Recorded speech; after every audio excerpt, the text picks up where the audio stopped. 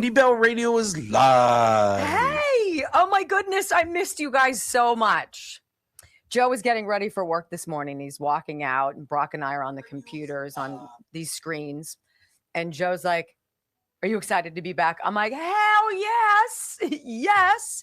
How many people on vacation miss their jobs? Because I did. I missed you guys. And how great is JD Rucker? Can I just say, I love him.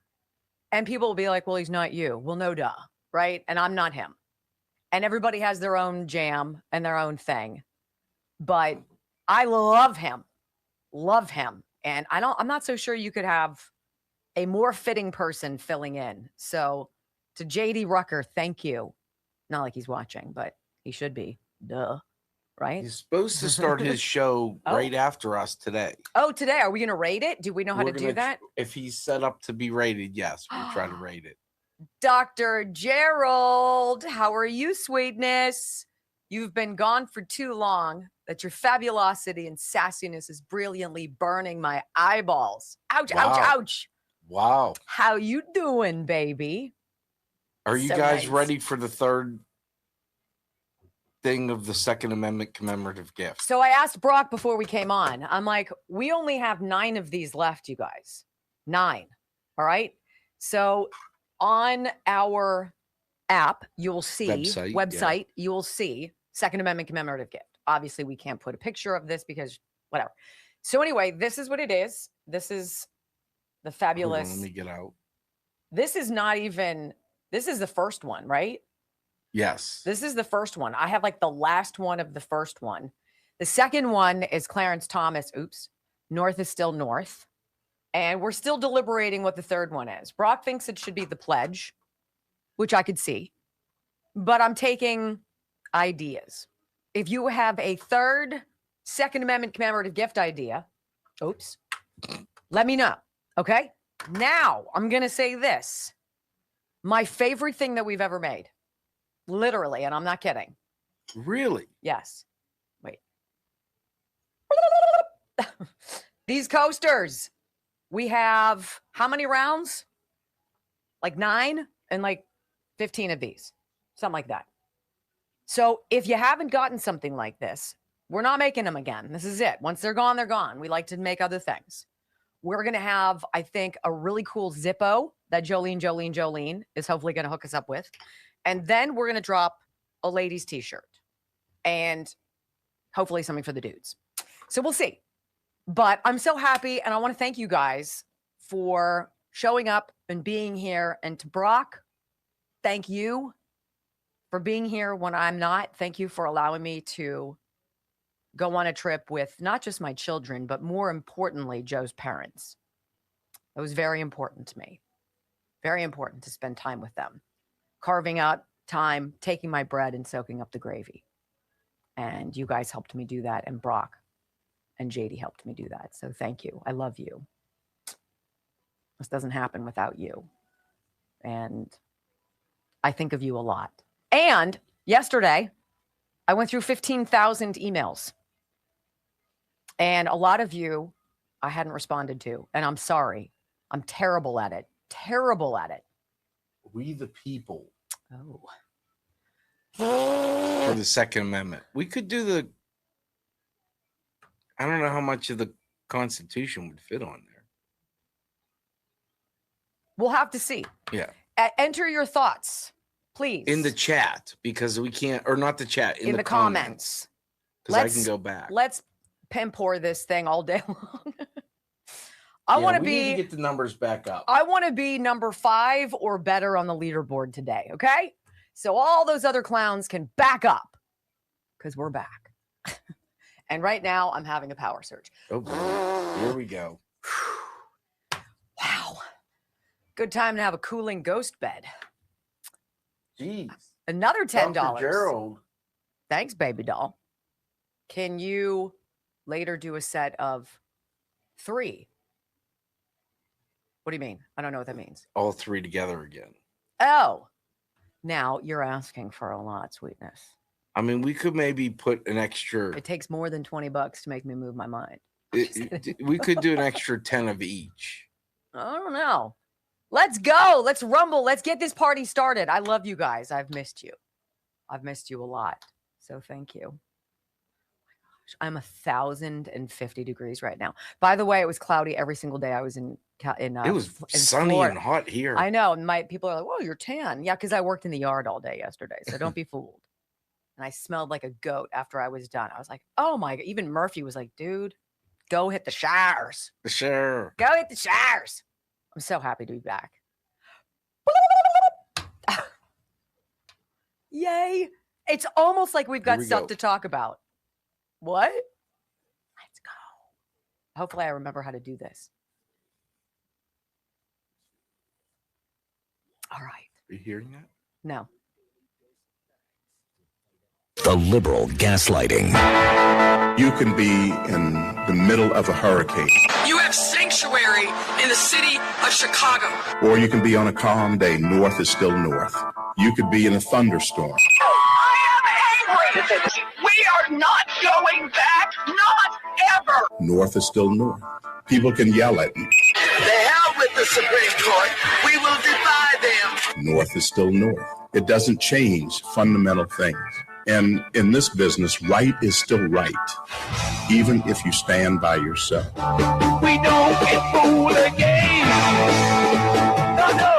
Live across the fruited plain and from sea to shining sea, we're converting the Marxist left 1 hour at a time on the Wendy Bell radio program.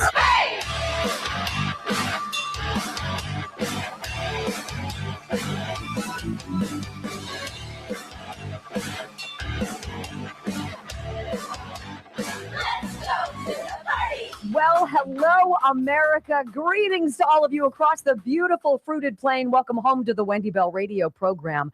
You know, I took a week off last week. J.D. Rucker was in for me. What a star. What a wonderful man, a fantastic writer and a great communicator. And I'm so grateful to Brock and to J.D. for filling this position. You know, I missed you. And I missed this program. I missed talking to you.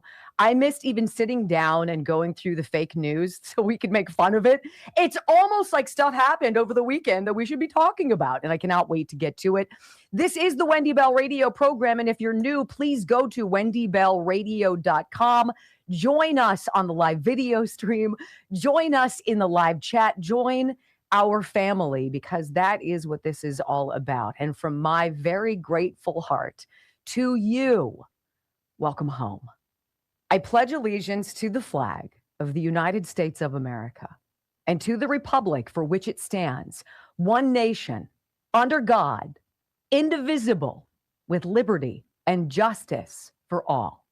Amen. Well, it's almost like we could have seen this happening, right? It's almost like we could have predicted what's going on in California. In fact, one of you sent me on Twitter over the weekend, and let's see, I want to read this to you. It is a tweet by Robbie Starbuck, right? And he writes, ChatGPT can't find a single example of a third place candidate surging days after Election Day to overtake second place. Literally, it could not find one single example in all of American history. And the people in California running the elections there want you to believe that it's absolutely normal, that it should take days and days and days to count votes, and that days and days and days of counting later, the third place candidate, a socialist whack job who nobody knew, some babe who's on city council there, who's like, yeah, I'll run for mayor, is now surging and has taken over Spencer Pratt in the second place position, basically knocking him out of the running for mayor. The people in Los Angeles do not matter. Your vote does not matter. Your intentions do not matter. Your wishes, your goals, your dreams, your hopes, your idea of the American dream in California does not matter. All that matters is that the cheat and the suck and the fraud and the corruption and the abuse of the California taxpayer continues in perpetuity forever and ever. On today's show, guys, we've got to go back in time a little bit.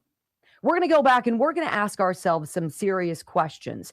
Do you believe, for instance, that in 2010, after 4 weeks of counting, that Kamala Harris was the one who won the attorney general position in the state of California? Because I don't. I have great questions now, not only about that, but about what happened in my great state of the land before time, the Commonwealth of Pennsylvania, which is corrupt as stones as well. Do we believe that Josh Shapiro won the governor's race several years ago? I don't know. I think we all have questions now. And if you're a Democrat, part of this machine, people like you and I are the threat to democracy. Your questions, your innate feeling inside when you're like, come on now, really? That makes you a danger and a threat to democracy. See, when things go well for the Democrat machine, that's the way it should be done. That's the gold standard of elections. That's the way it is. But if a Republican steps in and overtakes a Democrat, that raises alarms. That is a threat to democracy. Give me a break. We're going to hit some of these catchphrases today. One of the biggies is going to be without evidence. That's going to be up there with baseless claims. You know, they've beaten that into the ground.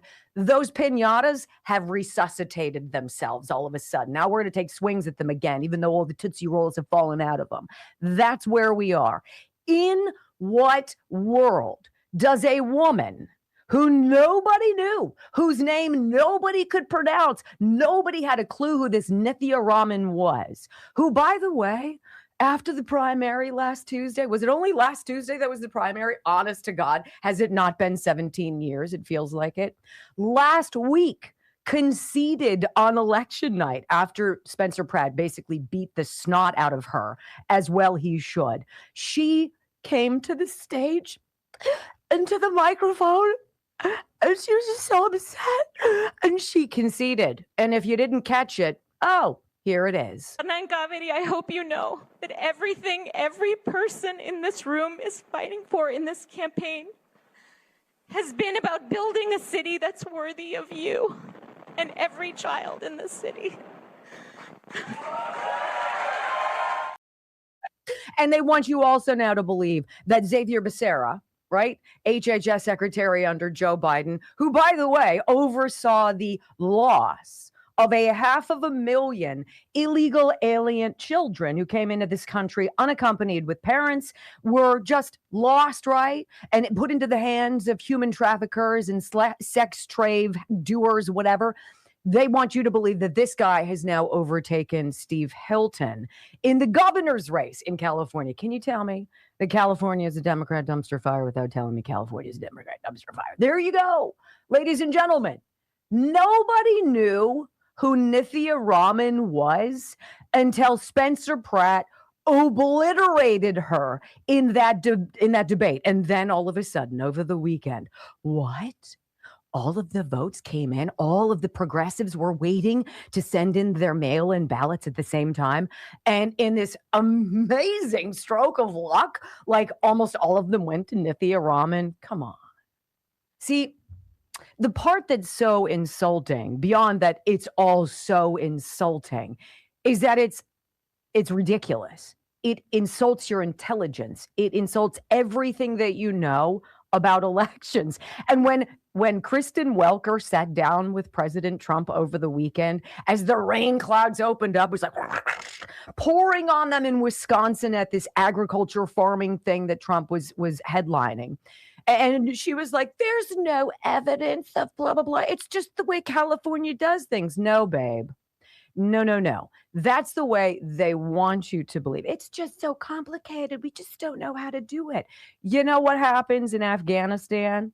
Oh, that's right. They have a winner at the end of the election day. You know what they do in every other country on planet Earth? Yeah, they have winners at the end of election day. But in California, the process is just so slow. We just, there's just so much to do. I was like, I don't know how we're going to get through it, please. This is going to be all out warfare. And I'm going to tell you what, this is exactly what needed to happen for everybody to see exactly why the Save America Act is so dang important. So, to our Republican friends, and I'll use that loosely, who are in the United States Senate, who are on the fence about this. Ooh, I don't know about the Save America Act. Making people prove that they're from this country just seems so, I don't know, discriminatory. How about you suck it? Okay? Did you hear that? You can suck it, because now the entire world is watching the complete sham that is California election fraud. Now, other people are coming out of the woodwork. Jake Tapper's like, well, I don't think people should say it's fraudulent. Then there's Chris Cuomo. There's no evidence that there's any problem. You shouldn't be able to say that it was a stolen election, you guys. It's the same dang playbook. It's the same everything. But here's what's funny about the left. They're super lazy. They're arrogant and they're super lazy. Nobody was like, you know what? I think maybe we should take that playbook, dust it off a little bit, and maybe make it a little bit more modern. No. They went back to the same thing that happened to President Trump in 2020. Because in no world, and I'm no math major, friends, I admit that freely, in no statistically significant world does an election go like straight up election, like votes all for one person, unless somebody is cheating. And that's exactly what happened. So over the weekend, first place Karen Bass managed to pick up 20,000 mail-in votes. People certainly hot and horny for her for some reason, right? Wrong. Spencer Pratt, who was in second place at the time, got 10,000 votes to kind of make it look sort of okay, but that he lost a percentage of his overall vote total. He dropped 1% to 27% of the total vote, and then all of a sudden, it's just so wild how this happens. Third place, Nithya Raman got 24,000 votes and managed to surge to that number 2 spot. And who gets to go to duke it out in November? Numero uno and numero dos, right? Please. That is, my friends, what we're going to be discussing today and many other subjects. So if you're tired of being lied to, if you're ready for the truth, you found it right here on the Wendy Bell Radio Network. When we come back, Spencer Pratt, the 2026 version of 2020 Donald Trump. And we've got the numbers to prove it next. It's almost like I had something to say. So you're trying to tell me the people who didn't know who this chick was all of a sudden were like, her, yeah, I got to have her. Right. All right, I want to tell you guys something. I missed you. I missed talking about our wonderful sponsors. And I missed talking about something that is very important. There's some really interesting things going on. Medically wise, pharmaceutically wise, to give seniors possibly access to these weight loss GLP-1 drugs, right? And there's a huge income barrier there, but almost 1 out of every 2 senior citizen in America is obese. Think about that for a minute. That is a staggering number. And there's simply not access to these prescriptions that are expensive for a huge number of Americans.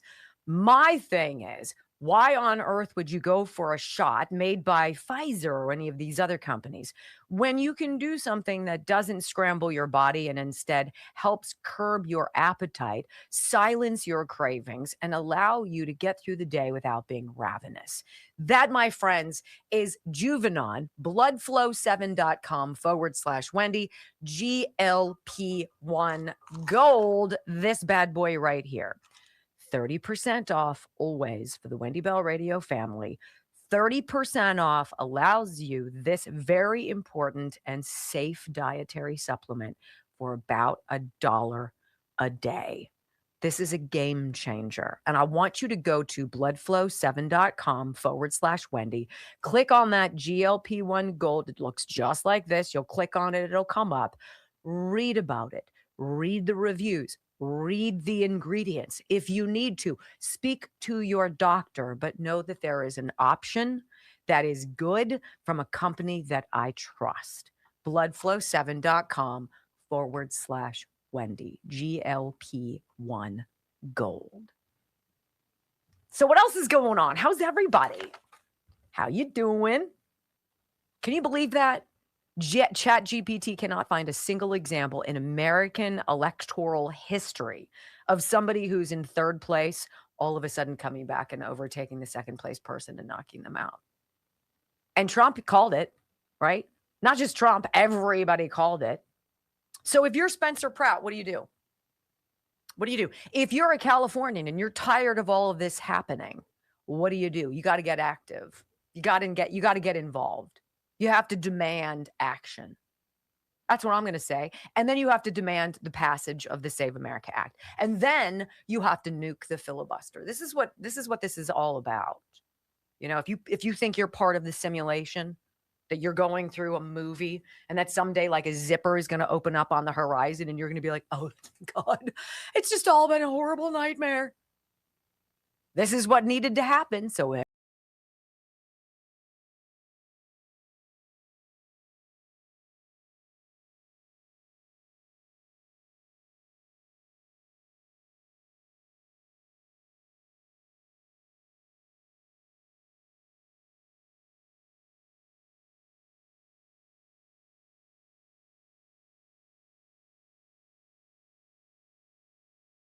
across. Welcome back to the Wendy Bell radio program.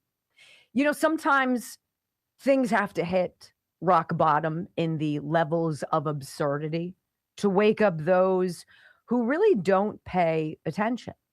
You know, I grew up in LA, in a suburb called Calabasas Park, essentially. And I can speak from some semblance of authority, and it's been a long time since I've lived there. There's some very apathetic people who live in the state of California. That doesn't mean they're bad people. But if you think about the sports teams, can you imagine a state as populous as California that loses the Los Angeles Rams, that lost the LA Angels, that lost the Raiders? They moved to various cities because there's no fan base. There's no like bloodthirsty, like the Pittsburgh Steelers, right? You can go anywhere with the Pittsburgh Steelers. You can go to a Green Bay Packers game and they're playing at Lambeau Field and they're playing the Steelers, right? And the Steelers outnumber with the terrible towels. They'll outnumber any. That doesn't happen in Los Angeles. And you can say, well, maybe it's a highly transient community. People come and go. You've got a lot of foreign people coming and going. Maybe they're not. Maybe people just don't pay attention. Well, you'd better start paying attention because they're going to continue stealing from you and stealing your voices and your votes until you punch back and say, enough. Are we there yet? I don't know. It's going to be very interesting to see what happens. Now, we here in Pennsylvania have a little experience with election fraud because there's some really weird things that happened on November 3rd or 5th or whatever it was in 2020. I went to bed that night and President Trump in Pennsylvania had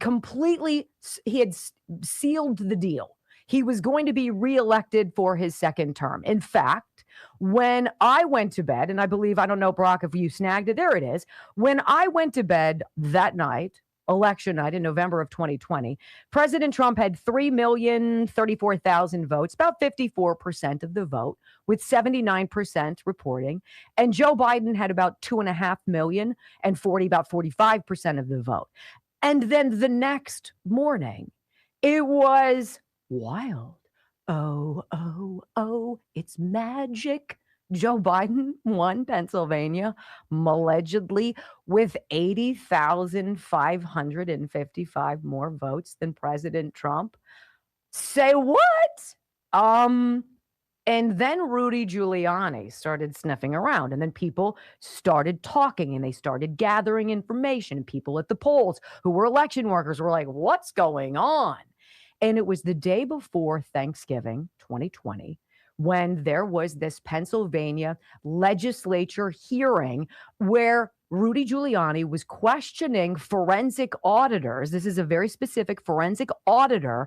This is 3 weeks after the election about this really odd late night ballot dump in the state of Pennsylvania. What happened? Well, let's listen in. This is more than 5 years ago. Here you go. And that's 604,000 votes in 90 minutes. Is that right? Correct. This is 337 votes, 337,000 votes in that period of time. Yes.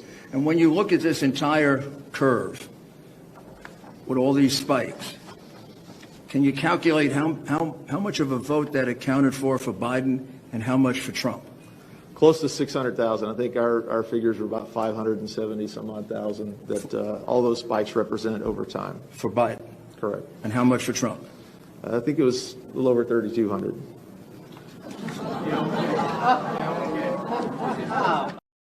Now, if you were somebody who was asking questions about that, hey, did you hear? Hey, Sally, did you hear there was this weird ballot dump in the middle of the night? And 570,000 of 604,000 votes went to Joe Biden and 3,200 went to Donald Trump. And you'd be called an election denier. You were part of the big lie. Right? And then when everybody was talking about it, like, say what? What did they need to do? Cue January 6th. Cue the insurrection. The biggest smokescreen in my lifetime was January 6th, right? Let's think about how absurd those numbers were. This was the line. Imagine I'm just going straight up in the air like this. That's what happened. Joe Biden got all of the votes. Donald Trump, not really. All for Joe Biden. Sort of like all for Nithya Raman. A little bit for Spencer, but all for Nithya Raman. It's so weird. It's almost like Spencer Pratt is Donald Trump just 6 years later. Isn't that peculiar? 570,000 votes went to Joe Biden. That's 94%. 3,200 of those 604,000 ballots that just kind of got dumped somewhere and got entered into the system, ladies and gentlemen. What happened? 3,200. You know what that represents? 1/2 of 1%. And then all of a sudden, look, it's amazing. It wasn't just Pennsylvania. It was Wisconsin too. What? Huh. Which is why last Wednesday, just before 1 a.m., Trump truthed out this. Look what's happening in California. The Democrats, right before our very eyes, are stealing the vote. I hope the Republicans are watching so they can finally pass the Save America Act. It's almost like you need to see it this way. When we come back, ladies and gentlemen, on the Wendy Bell radio program, we're going to talk about this and so much more. Don't miss it.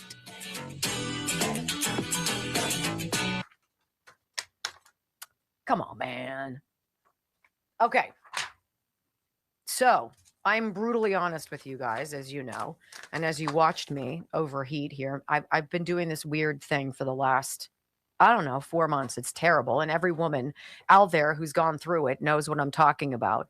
It's I'm fine until I'm on the surface of the sun and I'm sweating bombs and I'm hotter than stink. And then I'm like, and then I'm freezing, and then hot. Ghost bed, you guys. Ghostbed.com. All this week, I want to tell you, this is a game changer if you're somebody who sleeps hot at night. It is luxuriously cooling and fabulous. And that is why they're going to give you 10% off their lowest prices of the season at ghostbed.com/Wendy. Okay, so we're getting into the summer, and with the summer comes, of course, extraordinarily hot temperatures depending on where you live. So if you sleep hot, people often blame the summer heat for that. What really is actually happening is their mattress trapping their own body heat. And when you're a charcoal briquette, like I am and you're roasty, I don't need to be cooking in my bed. And that's what happens. This is why Ghost Bed is such a salvation. And I love this about my Ghost Bed mattress. I got one of the hybrids. And the hybrid, this is really not an expensive mattress. I think mine was like $1,100.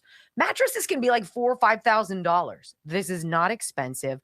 Made in America by a wonderful family, created by a man who had enough with his back and neck surgeries that he needed to invent his own mattress because he couldn't find any relief. Ghost Bed keeps you cool all night long. No waking up sweaty, no tossing and turning, throwing the covers off at 2 a.m. and then back on at 2:05. Cooling technology is built into every single Ghost Bed mattress. It's not some expensive upgrade you've got to pay extra for. Hot sleepers, in fact, are some of Ghost Bed's happiest customers. You've got to read the reviews because it's like, okay? And incredible support, less stiffness. You sleep more deeply. You wake up more rested. And I can tell you 100% this is true. Ghost Bed gives you 101 nights to try it at home, sleep on it all summer long, and feel the difference for yourself. So how many more summers are you going to waste on bad sleep? Stop doing it. Get in touch with them today. ghostbed.com/Wendy. Promo code Wendy hooks you up with that 10% off, extra 10% off. And literally, if you need to, they also offer financing. Some Ghost Beds then round out to be about $1 a day. Is that worth it to you? It's worth it to me. ghostbed.com/Wendy. I had to sleep on a non-ghost bed. Oh, gosh. Did Tom and Jolene not hear you? We've got to take shots when we can. Yeah. Well, Right? I took shots this weekend. Did you? Now, seriously, are you being for real? It's Are bad. you? They're. Do their dogs sleep in a better environment than you? Of course. Their dog beds are like stacked. And I almost thought about sleeping on the dog bed. Like, wow. Kicking them out. This is mine. I love it. Look at you guys. Let's see what we're doing. I want to see how many comments we have.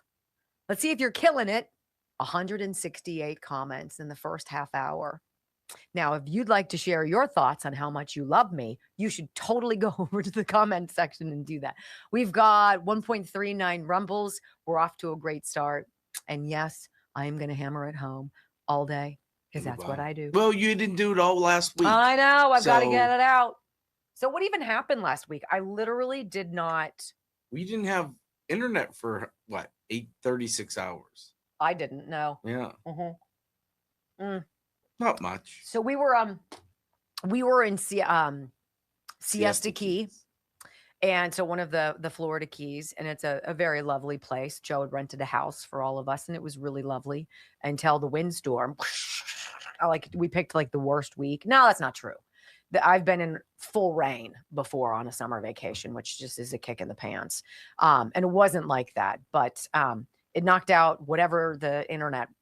Is there like one line and then nothing for 36 hours? You should see teenage boys who were like this all day long. They were beside themselves. They're like, we had to talk to each other. What do we do? I don't know. So thank goodness the house that Joe rented had AstroTurf because it's prohibitively expensive to keep nice grass there. And they had a little putting green. And so we got these foam golf balls, and that's all they did is they created silly games without the internet. Thank God. It was like Summer Electronic Band all over again. It was sort of like the Summer Electronics Band. You're absolutely right about that. Except this fighting ended up in fisticuffs and blood. No. It ended up being great. Let's see what you guys are talking about. Yeah, it is. Tiedemann, it is a beautiful place. Hurricane season is fun. Yeah, we went like Anna Maria Island. Oh, I've never been there. It's really pretty. Listen to the World Traveler over here. No, I didn't stay there. I went there during spring training. Oh, that's terrible. Like 9 years ago. Oh, you know, maybe if you made last more. Vacation I had 9 years ago. Gotta take your shots when you can. Your words, not everybody who Welcome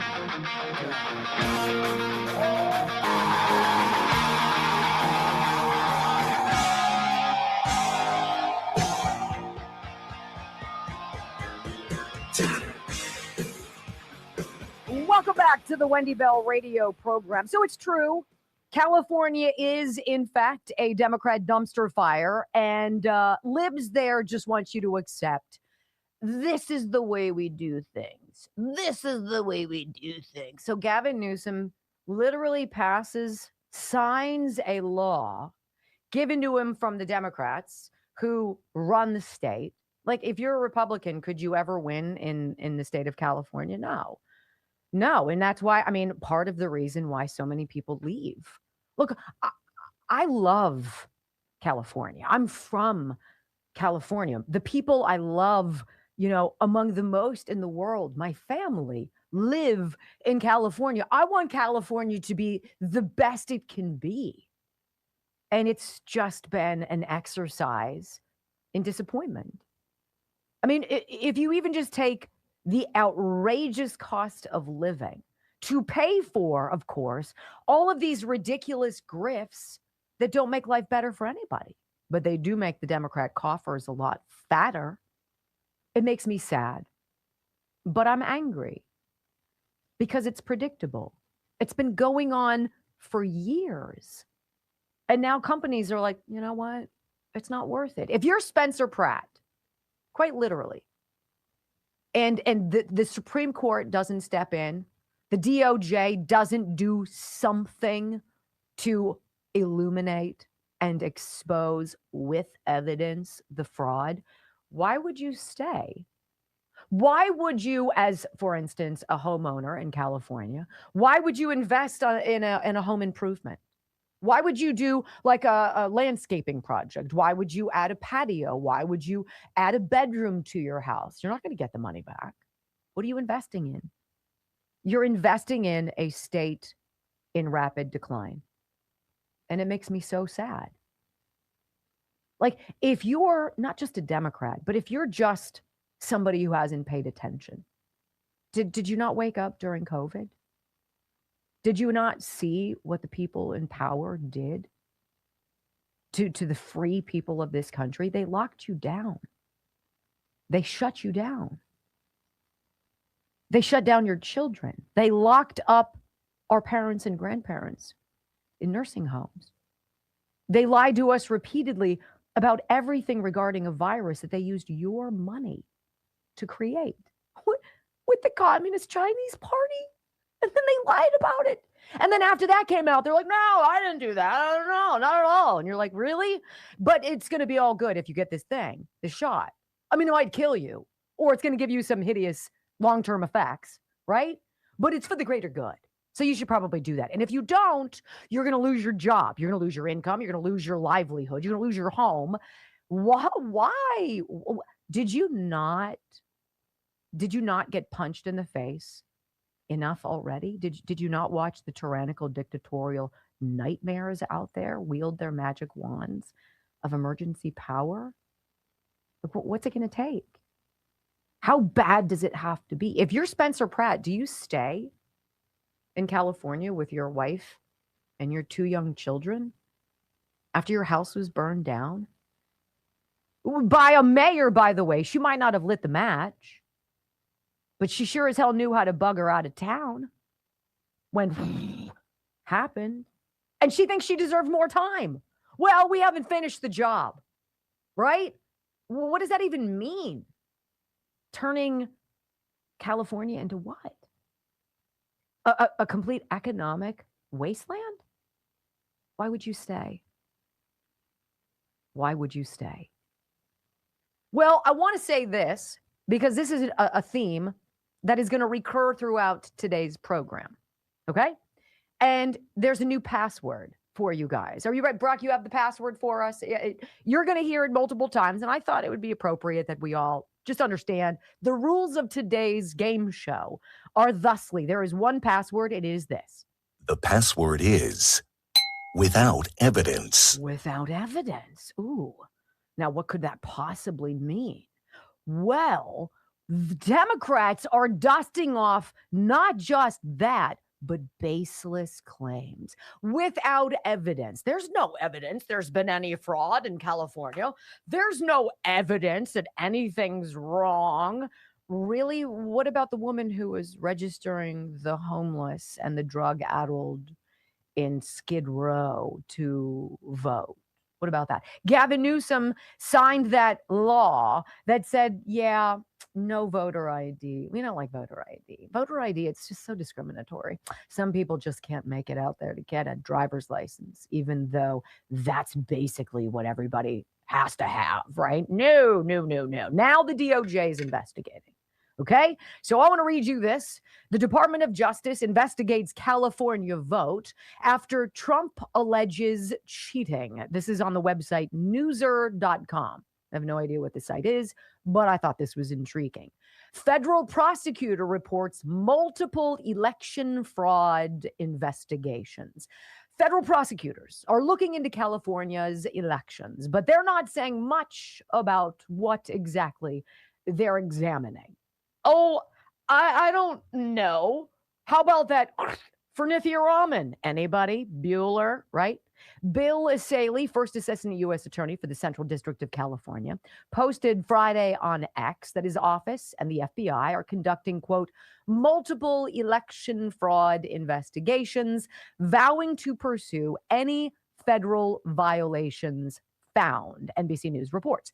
The announcement was made hours after President Trump claimed, without citing evidence. What was that password again? Yeah, that's right. It was this. The password is without evidence. There we go. Without citing evidence that Democrats are trying to steal California's primary contests, saying the delayed results are proof. Well, isn't that interesting? Now, did you hear what happened also? I think it was Friday into Saturday. Much like that 604,000 vote ballot dump in Pennsylvania on election night 2020, 95% going to Joe Biden and 0.5% going to President Trump, because that makes sense. Nithya Raman had a same vertical spike in these weird last minute ballot dumps, right? And so the LA Times, the LA Times comes out and they're like, you know what? Some people are saying that she got all of these votes in one ballot dump and none went to Spencer Pratt. But that was just, I'm sure it was just some kind of a glitch, right? In fact, the LA Times reporter guy, he comes on camera and he's gonna do a little thing just to make everybody feel better. Look, that's not really what happened. I'm here to if anybody is fact checking anything, it means they're covering up a lie. That's what a fact check is. It is a lie smokescreen meant to throw you off of it. So you're like, no, the LA Times said that's not what happened. So I believe them. Said nobody with a functioning cerebral cortex. Here's this guy from the LA Times saying, yeah, Spencer Pratt got zero of the votes in a new batch dump, but it's all good. It was just a glitch, don't you know? Listen. Was there a batch of votes in LA County in which Spencer Pratt received no votes and Karen Bass and Nithya Raman received thousands? That's the speculation of a lot of folks online since Tuesday's primary elections in Los Angeles. It was prompted by some updated figures on media websites, including the Times website, that suggested there was such an update. I dove into it. A lot of people have been speculating that it's evidence of fraud. Even Elon Musk tweeted about it. But speaking with the Associated Press, which collects data from LA County and feeds it out to various media outlets around the country, including the Times, it was the result of a lag in an automated collection of the data, in which there was one data collection that captured votes in a single batch of votes for Bass and Raman.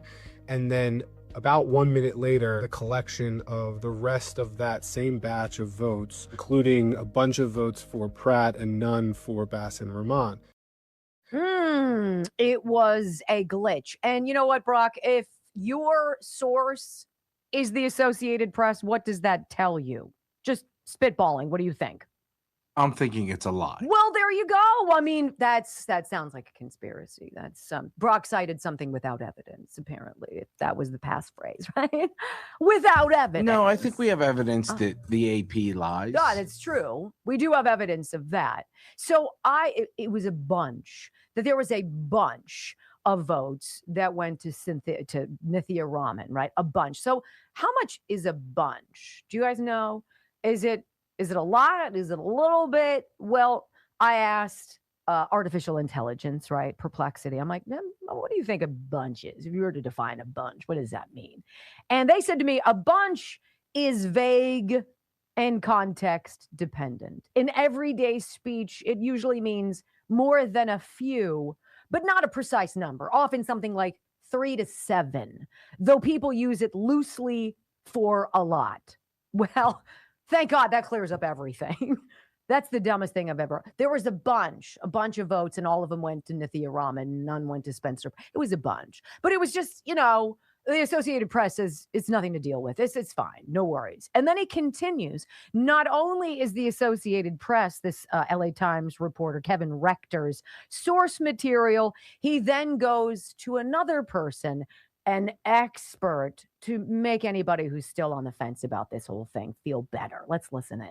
I spoke with a Stanford professor, Justin Grimmer, who went through the data himself, came to the same conclusion. He said there were clearly 2 updates that split the vote from this single batch. And he said the fraud claims were the result of a lot of people these days watching elections extremely closely, watching these updates on media websites. And the LA County elections folks I spoke to also said there is no fraud, but again, there was no batch of votes without any Pratt votes. There was sort of a 1-minute variation between the upload of Bass and Rahman votes and Pratt votes on some media websites. Officials and others who have reviewed the data say that is not any proof of fraud. There was no fraud.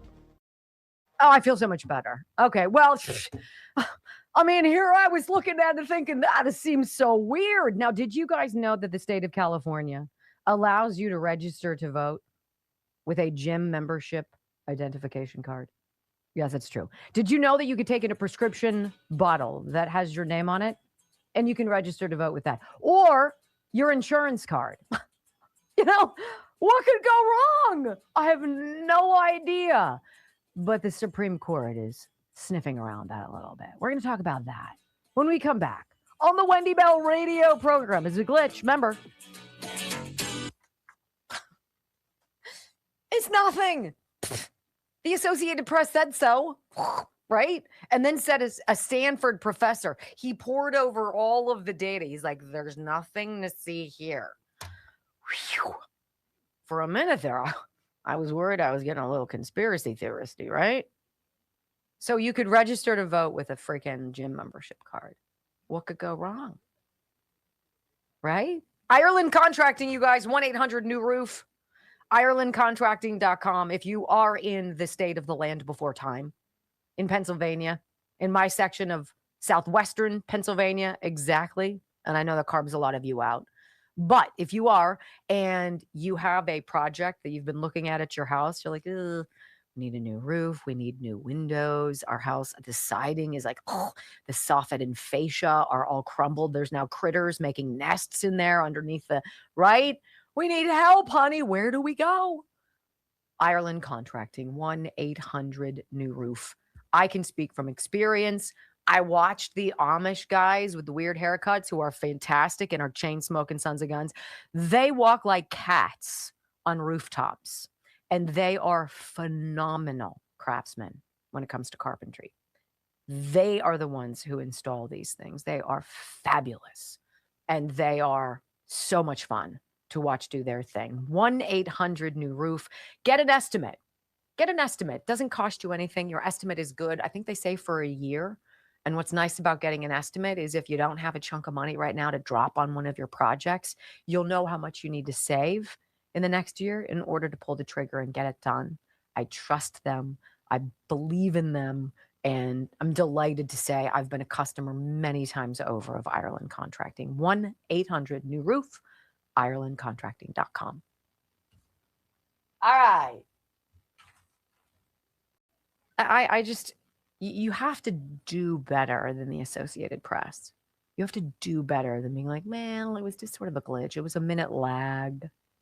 Brock, do you remember during the 2020 election when I did the BS board and we had, I think it was Arizona and it was Georgia and it was Pennsylvania. It was Allegheny County, Fulton County, Maricopa County. Yeah, and counties. I had three like columns, and we showed you when the vote counting in 2020 stopped. Remember, there was a water main break, or there was a problem, there's a glitch. Blah, blah, blah. Oh my gosh, call it a night. We'll get back to you in the morning. We did the time when the counting stopped, then when it restarted, then it stopped again and started 3 times, 3 cycles. You remember what they said in Allegheny County? Those people were tired. Oh, That we're going to come back in the morning, and it's a lot of work. it was a water main break in Georgia. It was Georgia. In Pittsburgh, they were tired. And Maricopa County, they just sucked. Yeah. We just suck, and so we're not even going to yeah. give you an excuse. But literally, it was like it stopped here at 7:24, and then at 7:29, it stopped in Georgia, and in Maricopa County in Arizona, it stopped at like whatever a minute after that. It was within minutes of each other, and then they all started because you needed to have an infusion of all of that to make up for the turnout for President Trump. That's how you got 81 million votes for Joe Biden. Does anybody in the world think Joe Biden got 81,000 votes, let alone 81 million? What you talking about, Willis? Right? Okay. So anyway, it's almost like we're on to them. Jags. Is it too soon to say that I hate everyone? No. Okay. It's never too soon when it comes to Democrats. That's true. I love you guys.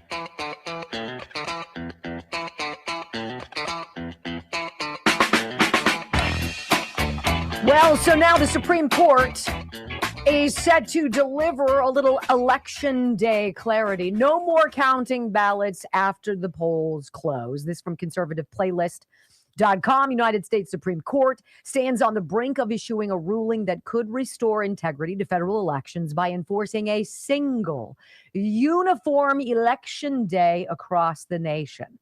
This is the case at stake in Watson versus Republican National Committee, whether states like California and others can continue the practice of tallying mail-in ballots received days after voters have cast their final choices at the polls. Right? So in California, what is it? As long as it's postmarked by shoot in Allegheny County or in Pennsylvania in 2020, the Secretary of State was like, yeah, don't worry about the postmark. I mean, it's COVID. So like, we'll just take them as long as you're coming in with them. And that's how we got 700,000 more ballots received by mail than were sent out. Like, how do you send out 1.8 million ballots and receive 2.5 million? Oh, that's probably one of those baseless with no evidence, without evidence stories, right? So we'll see what the high court is doing. We're going to pay attention to that. Okay, now I want to pivot because we're going to talk about the sit-down interview with Kristen Welker from NBC News and President Trump. All right. So I'm just going to say this. When the leader of the free world walks out on you 6 minutes into your interview, it speaks volumes about your character and that of your crappy TV network. So this is the moment that President Trump destroyed news babe Kristen Welker's career, at least what was left of it. They're in Chippewa Falls over the weekend. This is Wisconsin. The president's headlining this agricultural roundtable with farmers, trying to lower prices that went through the roof during Joe Biden, trying to fix that. And I want you to hear how many times, let's all count, okay? Help me out with my rudimentary math skills. You count how many times Kristen Welker says the password, which is yet again without evidence. Here is the president and Kristen Welker as he gets up, takes off his lavalier microphone and gets up and walks away 6 minutes into the interview. It was a dirty election. Mr. And it's President, happening again right now in never California. Presented evidence It's happening that the right now in election California. was rigged. Right now, it's look at what's Where's happening the in evidence California. to that? It's The 4 Republicans days. are doing well in California. It's no, they're not. They're dropping fast because it's a rigged election. Let me tell you, it's 4 days, and they aren't even close to coming up with. That's how they count. You know the why votes they're doing in that? California. Because they're cheating on the election. What? Do you have evidence to support all that? I have to do is look.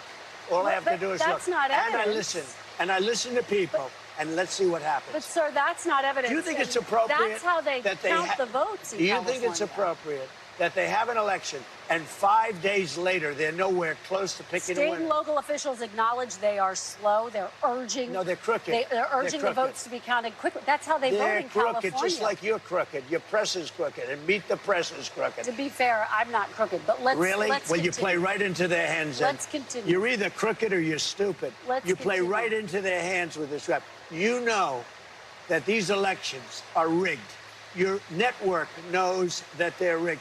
You know that I won an election in a landslide, and I got 94% bad press. But, Mr. President, you know why I got that? Because you have no evidence. credibility. But you've never presented evidence that it was rigged. Let's keep talking about. I want to talk about Todd. You have more evidence. There's more evidence than ever presented. Let's talk your about elections in this country. We're like a third world country. But, sir, your elections are crooked, and you're crooked, and Meet the Press is crooked, and so is ABC and CBS and CNN. But, Mr. President, you're one-sided crooked networks. Right? Let's call it quits because I've had enough. Thank you, darling. Have a good time. Mr. President, let's please. I traveled all the way to Wisconsin. I've sat in the rain with you. I know. I've sat in the rain with you for an hour, on and off in the rain, and I've given you enough time. You ought to straighten out your press because you know what? A country can never be great with a dishonest Listen, press. we traveled all the way to Wisconsin for this interview. Oh my gosh, 7 times I heard her say evidence.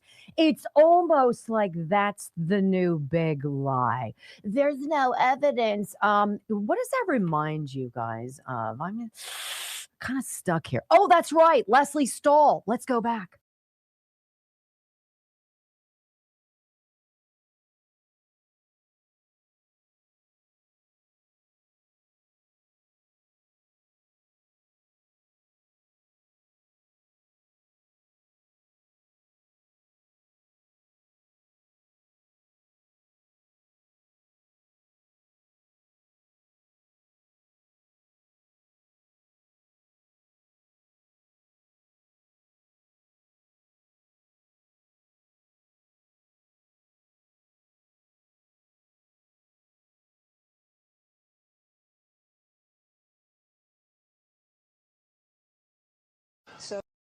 And now Scott Pelley is mystified. Why ever did his career end? Why 60 Minutes in the toilet? Why does nobody trust the news?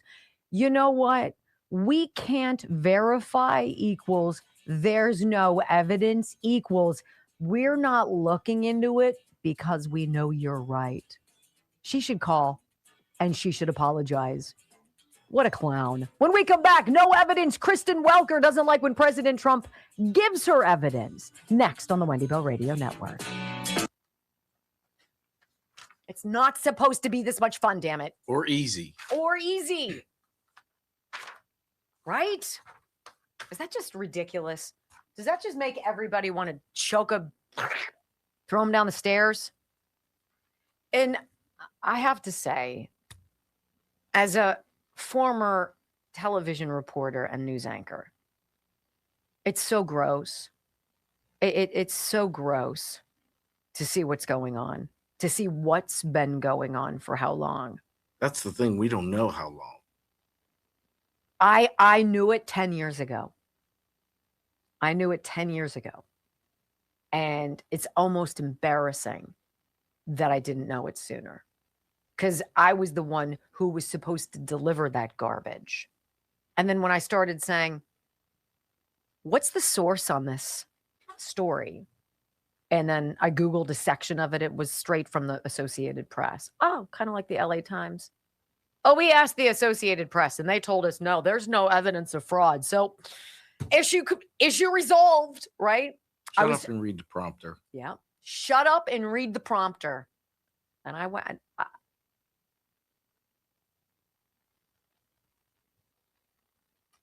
it is that moment when you realize what you wanted to do all your life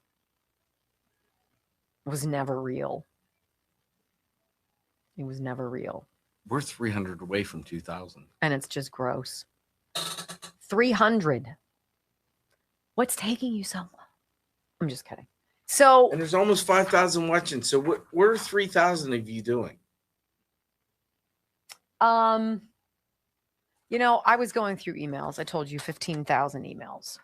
And I came across the ones that this really sweet woman shared with me about her daughter's reason to go visit Dr. Simkovich. And her name is Joe. And Joe wrote back in May of last year. Hi, Wendy and Brock. I'd promised to give you an update on how my daughter is doing after her treatment with Dr. Simkovich. I was going to originally wait until her 1-month follow-up, but after hearing you mention on Tuesday how curious you were, I figured I'd go ahead and share a quick update. I'm thrilled to report that she is doing fantastic. She came home like the young woman I remember but haven't seen in years. Bright and bubbly, excited to get out of bed and soak up the sunshine. She's blasting worship music and smiling constantly. It's truly amazing to witness. Since returning from treatment, she hasn't missed a single day of work, which is a huge shift considering she hasn't been able to work more than a maximum of 3 days a week for years due to her unrelenting migraines. She's dreaming again. She's thinking about a bright future and starting to make plans to really live life again. While we continue to pray that this is the long-term solution, we are incredibly grateful to have our girl back, and we truly believe that is thanks to Dr. Simkovich. So there are so many reasons why you should call the Simkovich Concussion Institute. 412-366-3700. 412-366-3700. SimkovichConcussionInstitute.com. Write it down. You might not need it right now, but if you suffer from unrelenting migraines, if you bumped your head, fell, and falling is a leading cause of death, specifically among seniors, and I should know because it's what took out my mom, right? If you were at war and you got hurt, if you got injured playing sports or you were in a car accident and you know that something about you is not right, you have nothing to lose and everything to gain. 412-366-3700, SimkovichConcussionInstitute.com. It works. It works. Don't suffer. Don't let people you love suffer. I'm just going to say. And I have another update from her. It was the cutest thing to get. And I'm really sorry that I don't respond to, I see you. I do see you. I'm just terrible about getting back in touch. And I'm sorry about that. That's my mid-year New Year's resolution. All right. Also, I got this from somebody and I had to print it out again. I know it's somewhere in my stack of stuff and whatnot, but hi, Wendy and Brock. I ordered Sniper in October and I have found a good application for its use. I've been experimenting in several places to see how well it works. I'm happy to report that one of the toughest places to keep mold out of my house is in the soap tray, in the washing machine. By the way, not to mention that rubber seal of funk and in your front-loading washers. Woof. So gross. I own a 2021 Maytag upright, and I knew about mold problems in the drum and the door areas, which I have remedied by drying out the inside of the door and the frame, leaving the door open after I'm finished washing clothes for the day. I do the same thing. The place I didn't know about, but quickly found out about, was the soap tray. It collects mold on a regular basis, even when I remove the tray and I take it apart and I dry it after completing my last load for the day. So after receiving Sniper, I thought I would try it in the inside of the soap tray area and on the soap tray itself. I'm happy to report that it has been 2 months since I had to clean the mold out of the soap tray. 2 months. I will continue to remove and dry the soap tray and check inside the soap tray area. If I find mold, I will clean the areas and spray them with Sniper. Thank you for marketing and promoting this product. It really works. That was from Marion. Marion, thank you. This is it. Sniper. Disinfect with sniper.com. By the way, the dead weed brew. Oh my gosh. Yeah, and don't forget the 250 flags are on sale all month. And for Father's Day, the Hunt Chef nice full pack is up nice again on sale. I'm just going to say, I sprayed this. I have invasive something or other, and I sprayed and it didn't come back. And it's been more than a month. So disinfect with sniper.com. Dad will love it. Make no excuses. Get it. Just do it. Just kidding. 5, 4, 3, 2, 1. Wendy Bell, America's anchor mom, fighting for America 1 hour at a time. Welcome to the family.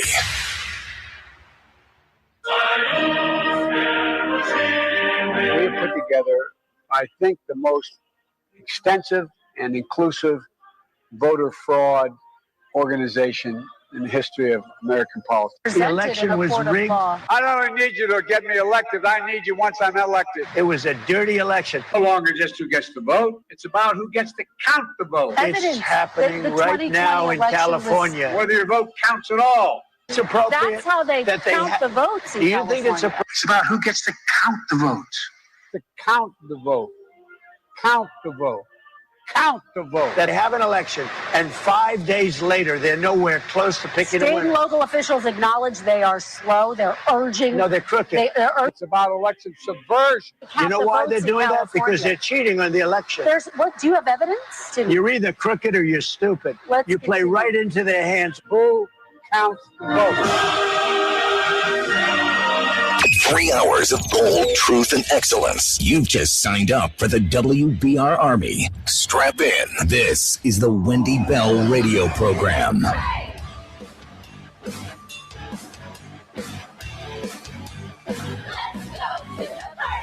Welcome back. Hour number 2 of the Wendy Bell radio program is live and on the clock. WendyBellRadio.com. If you like to watch and not just listen, we live stream all 3 hours, and we're so delighted to have 8 million podcast downloads wherever you get your favorite podcasts. Just plug in our name, Wendy Bell Radio, and you'll find us, and we so invite you to join our family. Thank you for being a part of it. I have to say, I spent, ever since I was a little girl, I remember sitting at home in California with my mom and dad, and they would sit and they would watch the evening news. And my sister and I would sit there and watch. And I was like, this is the most god-awful, boring crap I've ever seen in my life. I'm like, does it have to be so dull? And so I said to my mom and dad, you know what? I'm going to grow up and I'm going to become a news reporter. And they're like, that's nice, sweetie pie. Good luck with that. And I did. And I spent, almost 30 years doing television in some capacity? 30 years. And it makes me sick to see what is so blatant and to wonder how long it's been this bad. Was I a part of that? Did I have a role in that? Because I would never lie. I wouldn't lie to you now, and I wasn't going to lie to you 10 years ago before I got axed from my TV job. Isn't going to happen, wasn't going to happen, won't ever happen. But I think what we're seeing now is the death of television news. And it makes me very sad. And I have to look in the mirror and be like, was I a fool? Maybe. But what we're seeing is people who whether they ever actually did cover stories, whether they ever were actually inquisitive. I mean, if you're a reporter, you have to have a natural curiosity. You have to be interested in people. You have to have a nose for things that don't smell right, things that pique your, interest. There's stories all over the place. And yet you've got this herd-like media mob that long ago stopped serving the interests of the people. And then they became so self-involved, the egos that are off the charts, and this sanctimonious arrogance, like they know what's going. These people are in such a bubble. And you've got to hear Kristen Welker, this news babe from NBC, who sits down with the president over the weekend in Wisconsin and she's got a binder on her lap. First of all, she's 30 pounds lighter since we last saw her, whatever. But that didn't help her become more of a journalist. She's written down all of her gotcha questions. And she's like, you can hear her like, this is what it sounds like, right? As she's talking to the president. Why do you need notes to talk to the president of the freaking United States? Dude called into this program in 2022. I had no notes, guys. Amazing. You know what happened? We had a conversation. And it was interesting. And he told me stuff that he hadn't said to anybody else. Why? Because I'm interested and I'm curious. And I asked him questions. I asked him about the J6ers. That was breaking news for the better part of a week. Trump says he's going to pardon the January Sixers. Well, yeah, they got set up. This is where Kristen Welker proves that the news is dead. And if you turned it off and never saw it again, you would be no worse off. You'd probably be much better. So she sits down literally 6 minutes before he takes off his microphone and walks off. We played the clip for you before we ended the last segment. But I want you to hear her talking about Iran. Now, Trump has made it abundantly clear 7 million different ways, and so has his cabinet, another 7 million ways. The number one reason why Operation Midnight Hammer last year happened, where we destroyed their nuclear bomb-making materials, or so we thought, was because in no world should crazy lunatics have hands on enriched uranium. In no world, no nuclear materials, period. Now, Kristen Welker and her binder doesn't seem to know that. So I want you to hear the rain is pouring down on the roof where they're talking, so you'll hear that. But this is literally the rain washes away Kristen Welker's career. And Donald Trump explains very succinctly in 40 seconds why it was he took out Iran and will obliterate them if they do not agree to the terms of his deal. Listen. I had to stop a country, very powerful, very dangerous country, from having a nuclear weapon because they'd use it. They'd blow up the world. They'd blow up the Middle East. They'd blow up Israel. They'd come here. They'd blow up Europe. They're nuts, okay? They're crazy people. I deal with them. And very high-strung people, really crazy. And get along with them. I like them. But you don't want to let them have a nuclear weapon.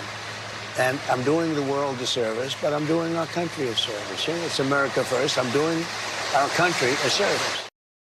And then cue the deluge, which is about to wash her career away. She is not worried about Iran and the IRGC executing what? 40,000 protesters in the streets, shooting people in the head, sniping them from buildings. She's not worried about that. She wants to know if Trump is going to make a deal with Iran before they give up their nuclear weapons and their dreams. It's just a bizarre line of questions. And then Trump goes into what Obama did to give them billions of our dollars. Listen. Do you know where all of Iran's nuclear material is? Yes. Yes. Would you unfreeze any Iranian assets or lift any sanctions up front as a part of any deal? So that would come after. Comes after, yeah. If they behave, turned if they over do a good their job, we nuclear start enrichment talking. material. Unlike Obama. Obama flew a Boeing 757, a plane I know very well. They took the seats out and they loaded it up with $1.7 billion in cash from the banks in Maryland and Virginia and D.C. They emptied out the banks, and they gave them 1.7 in green And they gave them tens of billions of dollars, just kept giving them money, and it didn't work. And that's the story. Now, she doesn't like that, so she tries to like pivot. And she says, well, what about the uranium? Are you going to go in? Is that going to be boots on the ground? Are you going to send in troops? She's not understanding the point here, which is shocking since she's got a binder of gotcha questions. Listen. You've called it nuclear dust. Yeah. Will you and would you be open to sending in U.S. forces to retrieve the nuclear stockpile? So the official name is highly enriched uranium. And I call it nuclear dust because it seemed to be nice and everyone understands it better and it's sort of cute and people picked it up. But the way you do it is if we make a deal, now we're friendly, we'll all go together. It'll be our equipment. We'll take it out and destroy it, whether it's on site or whether we take it off site. So that would require U.S. forces? Well, that will require, we will have a deal. We'll be friendly. In other words, we will have made a deal. And we will be at peace. And we will go with them or without them. But we won't have people shooting at us, okay? Now, if we don't make a deal, then we're going to take them out militarily, very harshly. And we'll wait till we do that before we go, in which case we'll have safety either way. At which point somebody who's responsible would be like, that sounds like a reasonable plan. And thank you, Mr. President, for doing what no other president in the last 50 years had the stones to do. She's just obsessed with, we're going to have war. There's going to be war. There's going to be boots on the ground. We're going to have war. We're going to have war. He's like, look, it's going to be peace. We're going to have peace. Do you understand the words that are coming out of my mouth? No, she doesn't. Because then she asks him this question about the Ayatollah or about Iran. Why hasn't Iran surrendered? Why haven't they given up and accepted your deal? Huh? How close are you to making a deal? Are we talking about days, weeks, months, Mr. President? I think we're very close. We have a couple of points. They don't even seem like big points. They've conceded the fact that they will not have nuclear weapons. We had a clause in there that we will not develop nuclear weapons, and everybody was very happy with it except me. And I said, well, what happens if they not develop, but they go out and purchase, they acquire? I want to put the word, if they buy or purchase or acquire, you've got to have that in there too, because that's not developing. So they don't have the right to develop or purchase, acquire, or buy. Have they pushed back against that? Is that one of the sticking points? A little bit, and then they didn't. A little bit, and then they didn't. Again, I don't know if she has children. I do. The mom in me says, thank you. I'd like my children to live a long time in America and not be threatened by whack jobs in Iran with a nuclear weapon. And then she asks about the junior Ayatollah. Do you know where he is? Do you know how he is doing physically? I don't want to say whether or not I know where he is, but there's a good probability that I do. Is he inside Iran? I'd rather not say that. Okay, he is the son of the last supreme leader, who was obviously hardliner. Is this younger Khomeini any better for the United States than his father was? Younger, I think more rational, injured. He's pretty badly injured. So there's a certain bravery there. A lot of people, if they were injured that badly, they wouldn't be talking about, how we doing with the United States. They'd have other things on their mind. So there's a certain bravery there. But he is very seriously injured, yeah. As presidential and as impressive an answer as I think I've heard this man speak. He knows exactly where all the bodies are buried. He knows exactly what's at stake. And he knows he can't say much. And he's got to be respectful to the other side. Kristen Welker wants war and aha. Sayonara, Kristen. When we come back on the Wendy Bell radio program, are you ready for today's greatest flashback? Let's go back to the year 2010 when Kamala Harris became California's Attorney General. Or did she? Next on the Wendy Bell Radio Network. Like, she's ready to pounce. He's like, do you understand? Do you understand how huge this is? This is removing the biggest bully on the planet. This is taking away the tools that they would use to threaten and blackmail people. This is the greatest gift of this president's tenure, destroying Iran's nuclear ambitions. And then he said very carefully, we also have to have words in there. You cannot acquire any of these materials. It's not enough to surrender them. You must never try to get them back, because if you do, we will destroy you. And she's worried about boots on the ground. She wants war. They want anything that can tarnish him. And yet he says in the very beginning, I did the world a favor. Right? The disconnect is, it makes me very sad. It makes me very sad. 100%. All right, let's talk. What do I want to talk about? I'm not even prepared to do this.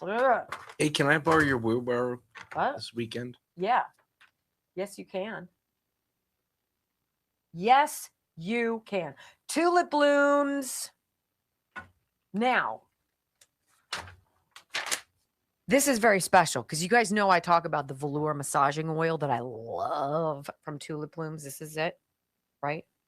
And some people go on the site and who've never bought essential oils, and I'll be honest with you, I was one of them. When Patrick and Ashley Gunnell sent me Tulip Blooms to try, and they're like, we'd love you to try our product and see if maybe you'd like to work with us and introduce it to your viewers. I did, and I was like, I'm not really sure. I was really stacked with advertisers at the time, and I'm like, So I used all of it up. And then I was like, I need my Tulip Blooms. And so I literally called and was like, I think we need to talk. I think I'm ready because I've loved it. That's how long I tried it. Literally almost 6 months. It was more than 6 months.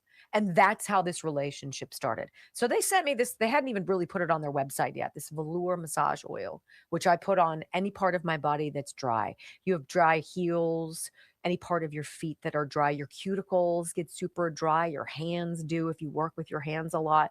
Super dry. They can crack and bleed in the wintertime. And I fell in love with it. I was like, this is the best stuff ever. And they're like, really? I love it so much. So tulipblooms.shop/Wendy gets you 10% off. I believe it's until tomorrow. You get an extra 10% off.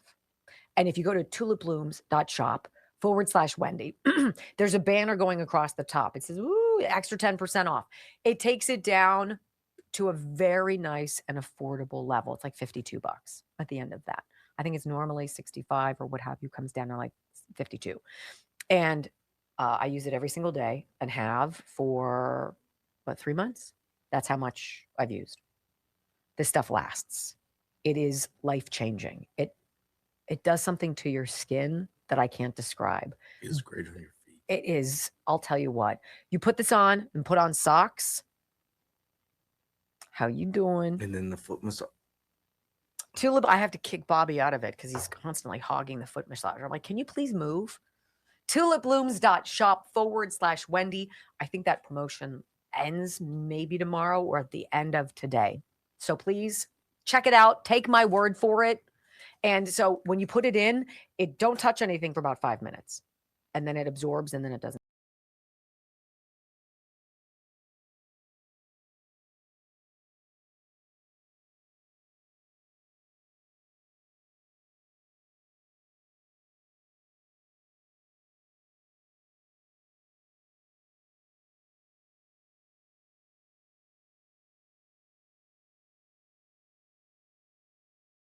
Program 2010 seems like a bazillion gillion years ago. It's interesting who the Democrats have chosen as their next leaders, right?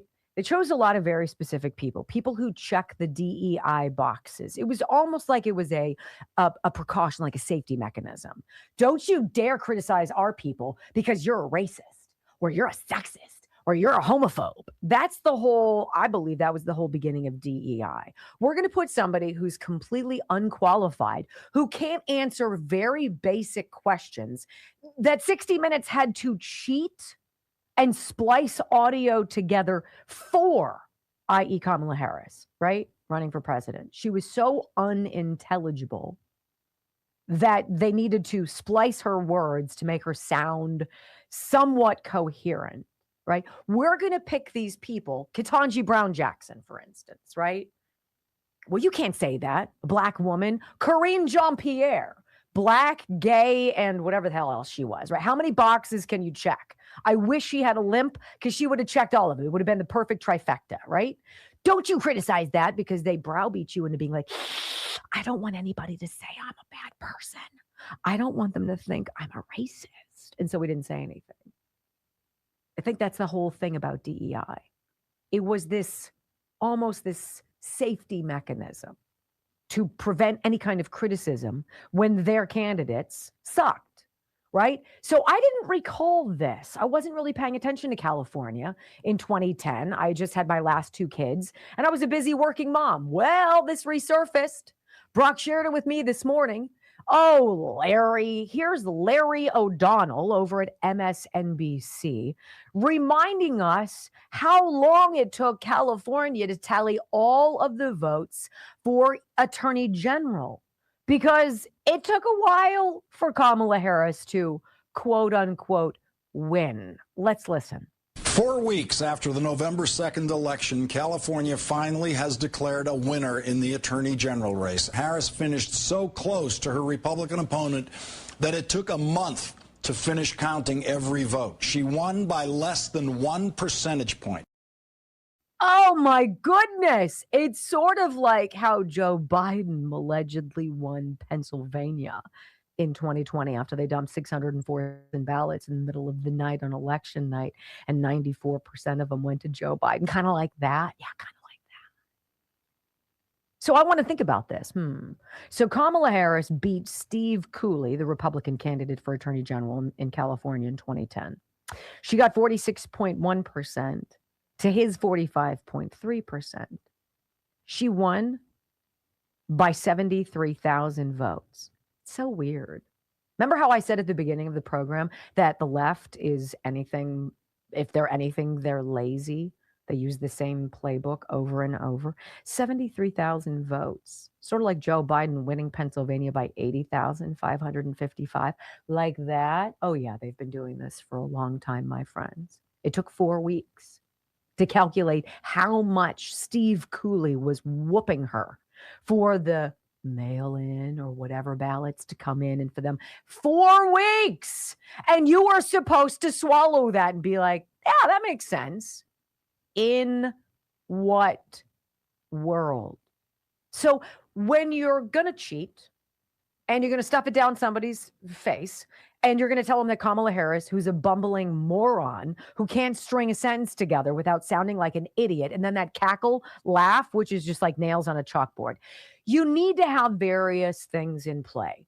1, you have to have corrupt polls. 2, you have to have the media running interference. And so it's so weird.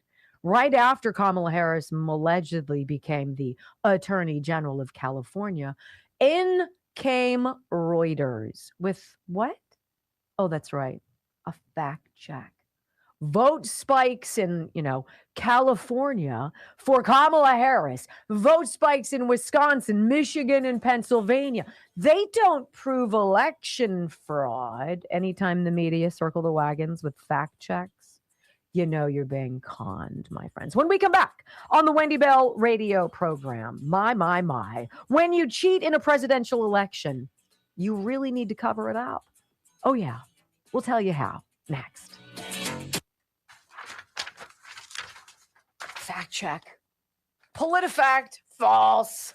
Oh, that's like going to the Associated Press for clarity, or talking to a Stanford professor, right? A Stanford professor, 98% of whom are all dyed in, bleeding heart libs. He's like, I've looked at all the data and this is just totally fine. I see nothing wrong. Right. So literally, do you think Barack Obama won?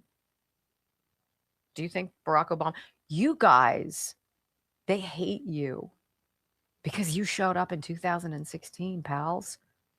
You threw them off their game. They didn't know what to do.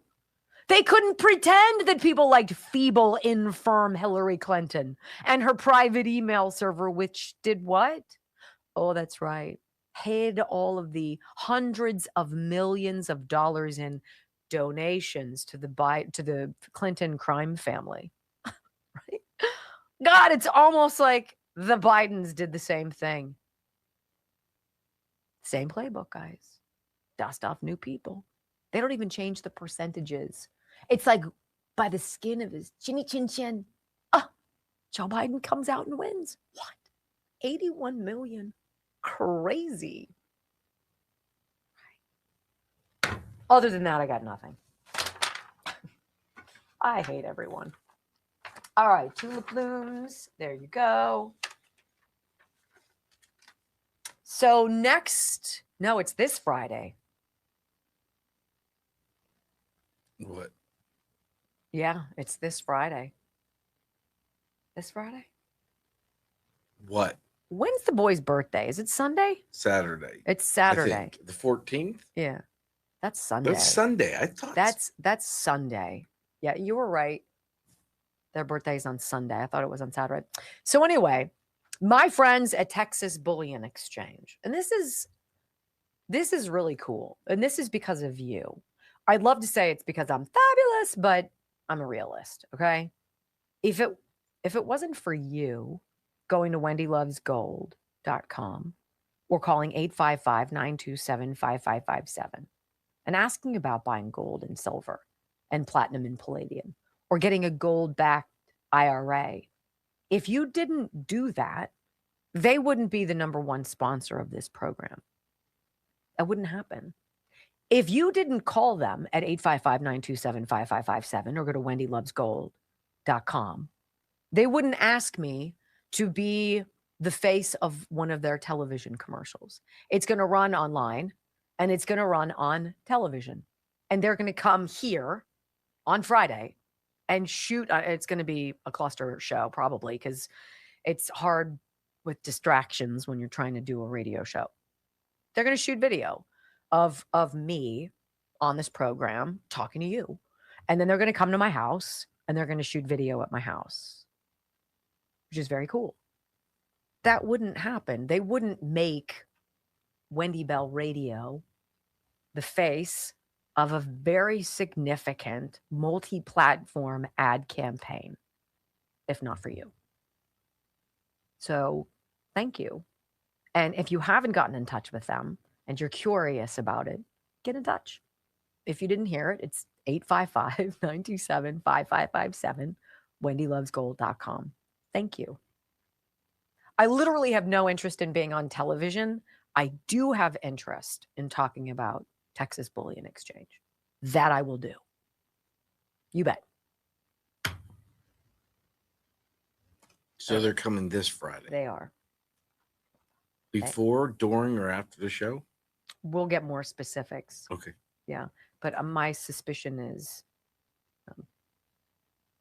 during. Mm-hmm. Yeah. Which is going to be, we'll get, I'll have some more, we'll have some more like parameters and what exactly they're looking for. But yeah. I can tell you this. I did not take Blood Flow 7 for 4 days while I was on vacation. I took the whole bottle. There's one in my bag and I forgot about it. And we were golfing and I was whooped. And I'm like, I just have no energy. Really? If you want energy, if you want to walk farther without huffing and puffing, if you want to exercise harder than you ever have, if you want to just not feel like you are losing your strength and your stamina, this is my secret sauce. Less than $1 a day. I think it's like $24 a month because Juvenon gives everybody on the Wendy Bell radio program 30% off site-wide, everything. Bloodflow7.com/Wendy. This is it. Try it for 1 month, 2 capsules a day, and then email me, wendybellradio@gmail.com. That's how confident I am that you're going to love it because I think it's freaking outstanding. Outstanding. And I was like, without it. So thank you. I can't Man, believe people throwing money at you. What? You gotta go away more often. Wow, $50 from new putter. He wants to buy me a new putter. It ain't gonna matter, Froggy. And then Agra before. I played better golf the second time. $20. Welcome back. Oh, Yeah, thank you, boo. Aw, so nice. Grab 4.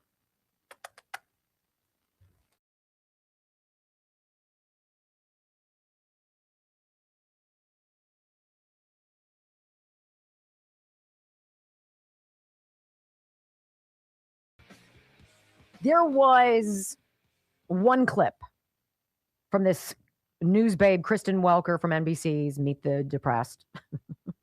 Honest to God, if you turned off the television and you didn't watch the news anymore, would your life change? No. I mean, other than you would have, more reason to smile and less feeling of doomsday apocalypse. What were you going to say? You probably wouldn't have caught COVID. I mean, honestly, if you stopped watching, and it makes me so sad because literally there's no value whatsoever to the news. What do you get there? You get a police blotter who's who of every ne'er-do-well criminal scumbag doing crappy stuff to people and hurting us. That's what you get in the news. When was the last time you turned on the news and you're like, oh my gosh, that was a great story? That's why I love Steve Hartman on Fridays over at CBS, because his thing is all about good news. That's literally the only thing I care about anymore. You can't even be like, well, I like to watch it for the local weather. Well, they're wrong all the time anyway. You might as well check it on your phone and watch the radar yourself. But this was the point that infuriates me. Raise your hand if you still believe, or you ever did believe, that January 6th was an insurrection, was a bunch of ragtag Trump-supporting Republicans who were going to overthrow the Capitol. They were going to storm the place. They were going to come in the chambers. They were going to throw everything upside down. No. It was a bunch of people from all over America. Some people came in from Alaska because they saw what happened in 2020. They saw what happened with that election. And it sickened them. And they had reason to fight. California, wake up. You have reason to fight. And so they went to the Capitol that day, 1 million strong, to listen to President Trump's farewell address, which, by the way, was classy as nuts. He didn't mock anybody. He didn't incite any violence. He encouraged support of the new administration. He encouraged the people who were gathered there to hear him speak on a cold and cloudy winter afternoon in Washington, D.C. Now go peacefully and patriotically and let your voices be heard. Go stand up for what you believe in. Go to the Capitol. Be there. He didn't say go and get shot. He didn't say go and get beaten to death like Roseanne Boyland was. He said, don't do that. And so when people showed up and they weren't violent and they had no weapons, what had to happen? The deep state needed to create a mess. And so they fired bullets, rubber bullets. They threw people off of the overhangs and shattered their legs. And they entrapped them. Capitol police officers opened the doors to the people's house. They invited and entrapped hundreds of protesters that day. And some killed themselves afterwards. When the almighty hellfire of a weaponized Department of Justice went after them and threatened to destroy their lives and their families. President Trump knows damn well what that day was. And Kristen Welker can wave her arms and say there's no evidence that that wasn't an insurrection all day long. It just shows you how deep and dark the players in the media are. This is an exchange that I think is very important. Because what happened in Wisconsin over the weekend, as I've told you, only took 6 minutes. This was about half of it. After Welker repeatedly accused Trump of making claims without evidence, no evidence, Trump had enough and he lashed out. And you heard him. Elections are crooked. You're crooked. You guys are all part of this. And America is watching. This is why he does these interviews. America is watching. This is why what's going on in California right now is so important. Because the world is watching. But she tries to push this weaponization fund, the $1.776 billion that President Trump wanted to create, to, in some capacity, make whole again the lives that were destroyed, the people who were bankrupted, people who lost everything, some people who weren't even there that day, who got sentenced virtually to life sentences by that Department of Justice. I want you to hear the exchange because it's total rabid lunacy on Kristen Welker's part. And Trump loses it because he knows damn well what happened that day. $8 billion so-called anti-weaponization fund. It was going to compensate people who say the federal government weaponized the legal system against them. It's been blocked by the courts, met with opposition from Republicans and Democrats in Congress and Democrats. Excuse me, mostly Democrats. Mostly some Democrats and some Republicans. Some. Very few Republicans. Just to be very clear, are you backing off the fund completely, as your acting Attorney General Todd Blanche has said, or are you looking for another avenue to revive the fund? Let me explain what the fund is. People have been hurt so badly by radical left lunatics that worked for the Biden administration and Sleepy Joe. They're vicious, they're violent, what they did to people. And of course, they went after me more than anybody else. They raided Mar-a-Lago and all the other things. But people have been badly hurt. They've committed suicide. They've lost their jobs. They've lost their families. They've lost their wives. They've lost everything. They've lost everything over a fake weaponization of government. Now, so let me just tell you. Are you looking for a way to revive it? Well, look, if it was up to me, I'd pay them the kind of money that they deserve. People have been destroyed. Lives have been destroyed. Many suicides. Think of it. People have committed suicide because a bunch of thugs went after them. So, me, personally, I think the weaponization fund is a great idea. And so do many other Republicans. You have to get it approved. If they get it approved, that's great. If they don't get it approved, I'd be disappointed. All right, we're going to motor through this.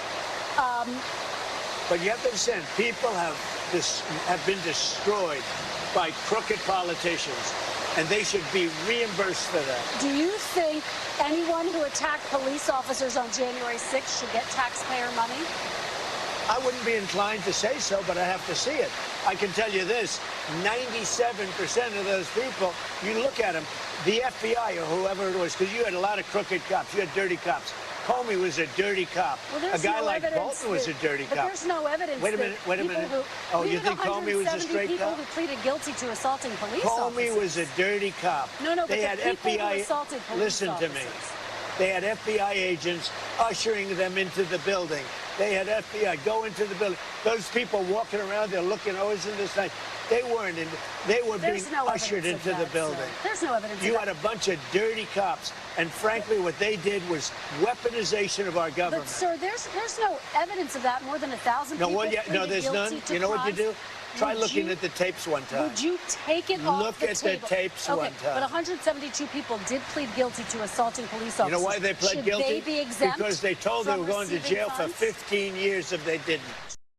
5 times in 3 minutes, she talks to the President of the United States, who knows what the hell he's talking about. And she tries to tell him that he doesn't. Now, if you're a member of the media and you're looking at your ratings plummeting, and you're looking at mass firings because nobody is watching your garbage, and you don't understand why, Scott Pelley, you're the problem. If there's no evidence, Kristen, let's all recall that the House January 6th Select Committee, which was formed by Nancy Pelosi, shelved its investigatory documents and videos with the National Archives, which are subject now to 30 to 50-year closure rules. You know what that means? That means for the next 30 to 50 years, nobody will be able to see them. Why would that be? Didn't Tucker Carlson get fired from Fox for daring to show some of the 41,000 hours of video from people's cell phones too? The same way anyone who tried to report honestly on the sudden deaths and 9 pages of hideous COVID shot side effects got canceled, me included. I lost a job over it for daring to go against the narrative that it was safe and effective. Kind of like that. You can tell this strikes a nerve with me. Now, if you need proof that the sham is all unraveling, too late for people who were beaten to death and who took their own lives because they were mercilessly hunted by the Department of Justice. I want you to hear what happened last Wednesday when Lindell TV reporter Allison Steinberg asked Nancy Pelosi as she was walking into the Capitol, surprised she could walk herself, right, without being helped. Why didn't you send in the National Guard? Capitol Police Chief Stephen Sund asked for them 13 times in the lead up to and on January 6th. And then Pelosi fired Stephen Sund. Listen to the old bag snap. Hi, Congresswoman Pelosi. Last time I asked you about January 6th, why you turned the National Guard away on January 6th, you told me to shut up and that I was repeating Republican talking. To shut up again because you're speaking lies. And I don't have right anything here. to do You're with right it. here on record saying, no, I'll shut up. admit it. No, I did not admit it. The president never would agree to send the National Guard. Don't waste your time or mine on you. Why was your daughter filming you on January 6th? Why don't you get away? These are just questions the American people want answers to. No, you know what? I don't even think you're a real journalist. You work for Mike the Pillow Man? Actually, I do, and we're very proud. I don't consider that journalism. Mike the Pillow Man, that's not journalism. I don't have any reason to talk to you. He'd love to give you a free pillow. I want you to record this. I want people to know that you're not a real journalist. You work for Mike the Pillow Man, and all you do is spout untruths. Okay. Get away from me. You can insult me all you want, but get away from me. Thank you, guys. Thank you, Congresswoman. We'll give you my pillow so you can have a nice sleep tonight, okay? Take care. Oh my gosh. Tell me that she doesn't know the jig is up. That old hack. Get away from me. You're not a real reporter. You're not part of the team. What? Really? When we come back on the Wendy Bell radio program, in a major win for people with common sense everywhere, the Cleveland Clinic agrees to stop doing this one thing to the delight of people who are not barbaric monsters. I'll tell you what it is next.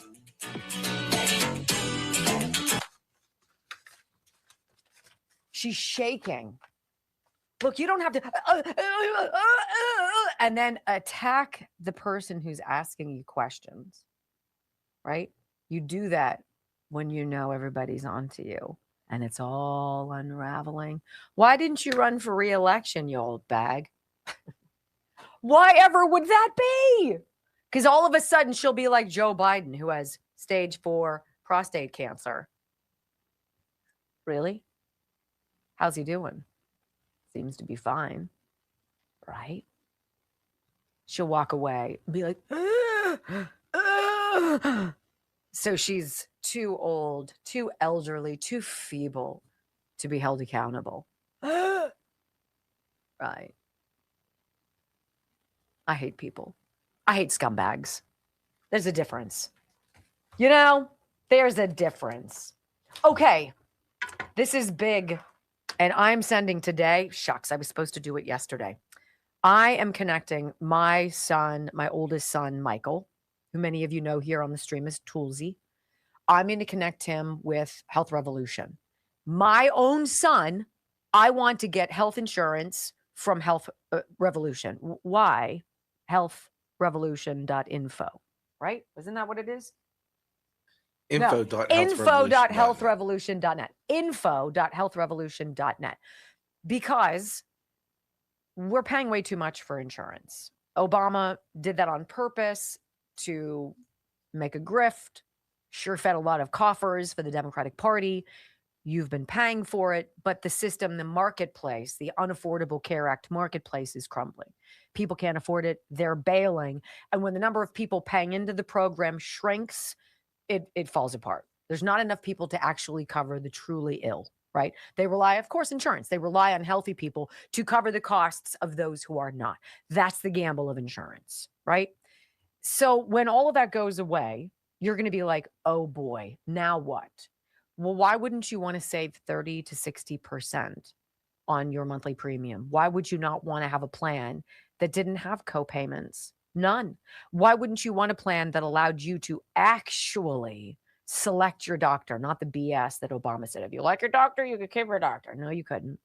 If you like your insurance, you could keep your insurance. No, you didn't. Right? Info.healthrevolution.net is revolutionary. Why?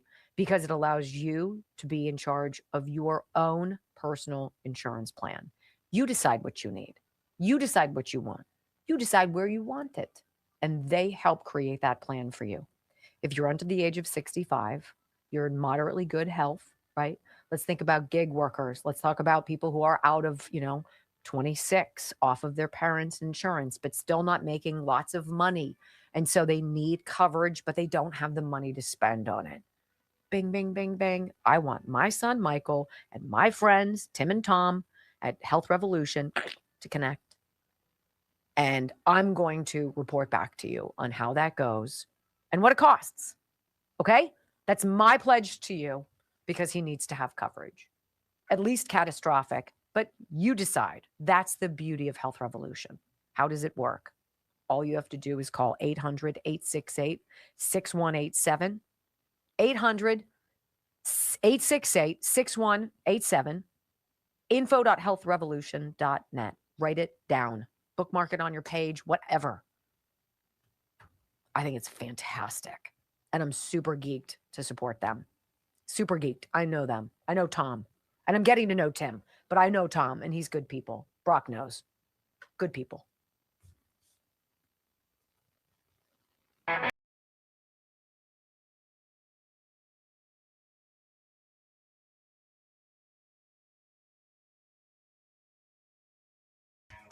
An angry fury slammed through because it's important. Welcome back to the Wendy Bell radio program.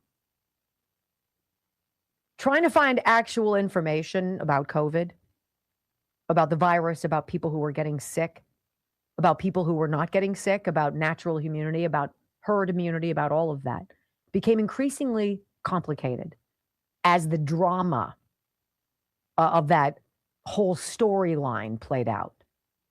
They made it very hard at the CDC to actually track how many kids were dying. Remember when they're like, kids are vectors of disease. Oh no, get your kids the shot right away. And we were like, what you talking about? This seems very forced. Why didn't Pfizer? This is Pfizer's own website that I had to hunt and peck for days to stumble upon 38 pages, the last 9 pages of this 38-page document, which was buried, shows a single space line, single space, full page, one wrapping against another of all of the side effects from that jab, that magical jab. It stops with you.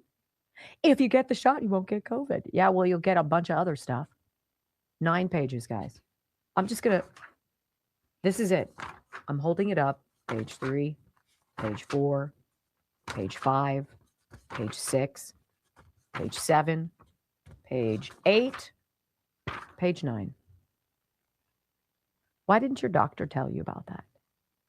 Because much like the media, your doctor didn't ask any questions. They were getting compensated for how many people they could vaccinate. That's on them. And I hope they are up at night often, considering what they did to us. It's a shock and a shame that it's taken 5 years after the whole transgender nonsense for the Cleveland Clinic to agree to stop mutilating kids after a DOJ investigation. But alas, here we are, and I guess we should celebrate. You know? I'll read you just the headlines of this town hall article, or just the first couple paragraphs, because it's almost incomprehensible to think about the number of people who had to get on board something as crazy as destroying the lives of children by planting seeds in them. Oh, you're uncomfortable? You're going through puberty? Well, you should totally take these pills. That'll stop your hormones from acting up. Well, hello. I had like a 5-year puberty, right? Where I was like, and I had acne and looked horrible. Like, it's part of it. It's part of the ritual of growing up. It sucks. Well, we'll just skip ahead. We'll just lop off this and stitch on those and give you these drugs. It'll be perfect. Everything will be great. Oh, yeah. The Department of Justice announced another resolution arising from its ongoing national investigation into violations of federal law in connection with sex-rejecting procedures on minors. Cleveland Clinic used to be this storied medical institution. They went along with it. Was nobody there critically thinking, or were they all paid off too? How much money would you accept as a hospital administrator to create some, yay, you're questioning at the age of 12 who you are because puberty is weird and you feel awkward? We're not going to tell you that everybody's gone through it and you'll survive. We're going to tell you we've got this magic drug for you. Cleveland Clinic Foundation has entered into agreements with the Department and the Attorney General of Ohio that include a decades-long commitment to not perform or offer sex-rejecting procedures, which include the administration of puberty blockers and cross-sex hormones for minors, which totally destroy a child's life. Oh, you want to have a baby? Sorry, you gave that up when we were able to con you into taking these pills. Oh, you want to father a child? Well, sorry about that. You're not going to be able to. Oh, well. But at least you got through puberty, okay? What? Cleveland Clinic has also agreed to pay a monetary penalty. Like, is there enough money in the world? Like Donald Trump telling Kristen Welker about the January 6th fund. Is there enough money in the world to give these people who we created into monsters so that Democrats could steal an election? They dedicate additional millions to help provide essential medical care for individuals living with the harmful consequences of such misguided medical interventions performed on them as children and adolescents who are now called detransitioners. Can you imagine coming out of puberty, growing up, realizing how you've been conned, how your body has changed, how your whole world is inside out, and how the one thing that we need more than anything, babies, that you'll never, ever be able to have one. Good job, Cleveland Clinic. Attaboy. When we come back on the Wendy Bell radio program, hour number 3, did you hear about the break the glass nuclear option in California? Oh, yeah, because Gavin Newsom, he let the mask slip a little bit right before the primary. You didn't hear about this? Oh, you will. Next on the Wendy Bell radio program. I have tremendous ire for anybody who doesn't have the ability to stand up and be like, what the F are we doing to people? What are we doing? How about this? Can you imagine being a father or a mother? It's probably fathers who are the ones who are like, wait, you want our kid to do what? And the mom's like, well, I think it's such a good idea. I'm gonna protect trans kids. I'll put a sign in my yard. It's like, oh, I voted for the first black president. See, I'm not a racist. What the hell happened to you people? I'm not talking about you people, but you people, those people. There was nobody at the Cleveland Clinic. It was like, you know what? I'm thinking this is really weird. Children's Hospital of Philadelphia, CHOP. What an apropos acronym, right? Remember all the commercials, Brock? Yeah. Remember the commercials? They were like, here at the Children's Hospital of, and in Allegheny County, too, in Pittsburgh, we offer services, gender-affirming care. No, it's called adults not behaving like adults. Adults not protecting our most precious commodities, our children. You sick people. You sick, disgusting people. And Cleveland Clinic can suck it. Healthy Cell. You know what I did when I walked in the studio today? Number one thing I did. That's it, baby. Focus and recall. You feeling like you're slipping a little bit? Welcome to the club. I've just frazzled myself into a headache, by the way. I just can't imagine. I got into a fight with my son who wanted to get the shot so he could go to summer camp. In no world is that going to happen, sweetie buck. Yeah. And so what did I do? I created a fake ID or vaccine card. With a fake pediatrician's office. Fake stamp. Make it look real. There you go. Go to summer camp. And if you breathe a word of it, I'll throw you down the stairs. Healthy Cell. I think this is why I love these companies that I believe in. Because they're not lying to you. They're not trying to ruin your body to make a few bucks. They legit want you to live your best you. And Healthy Cell is one of them. It's a simply ingenious and simple idea. People have a hard time taking pills. And the older you get, your stomach doesn't digest them. And so you poop out the pill, you waste the money, might as well flush your money down the toilet because that's what you're doing. The researchers at Healthy Cell were like, why don't we change the delivery of these very essential, adaptogens, nootropics, all these other things, natural things that we've known about for millennia. We'll put it in a gel. And it's 165% more absorbed into your body. Hi.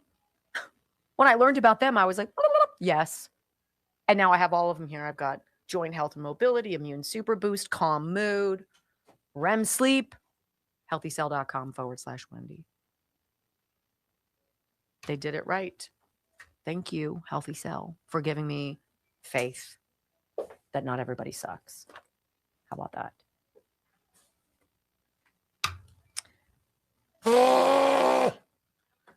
The whole COVID thing in the 9 pages. I mean, like, how many people have asked me? I'll send it to Brock and we'll put it up on the locals page.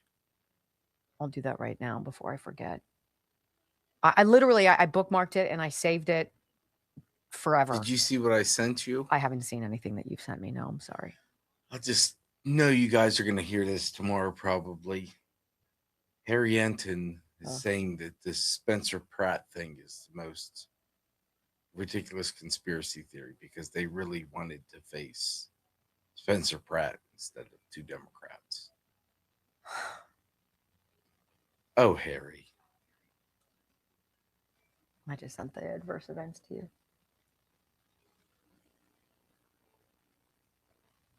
That just, screw you, Harry. Just follow the locals page. I won't make it. It'll be free. Yeah, you don't need to pay to find out how much they knew before they poisoned you. I need to go to a shrink. Honestly, that's what this show is. You guys are fantastic therapy and you allow me to lose my gourd. But I just...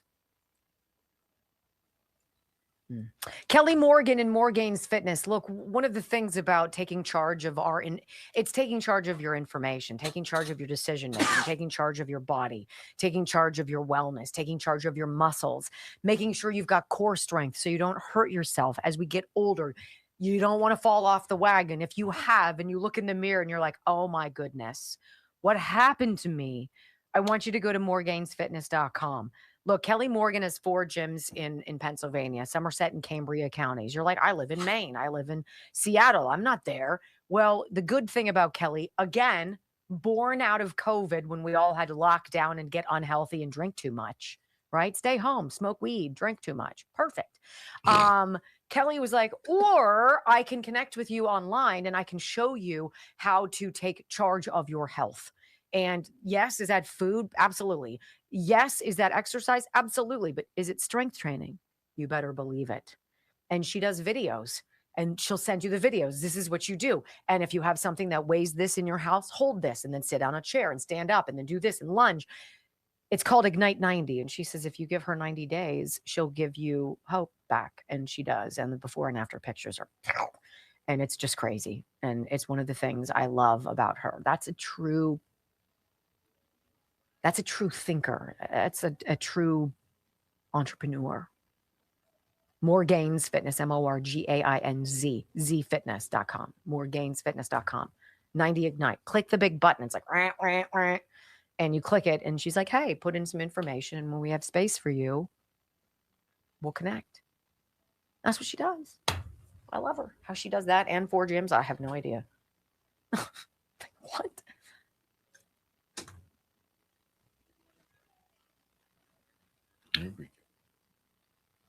Oh, I'm fussy.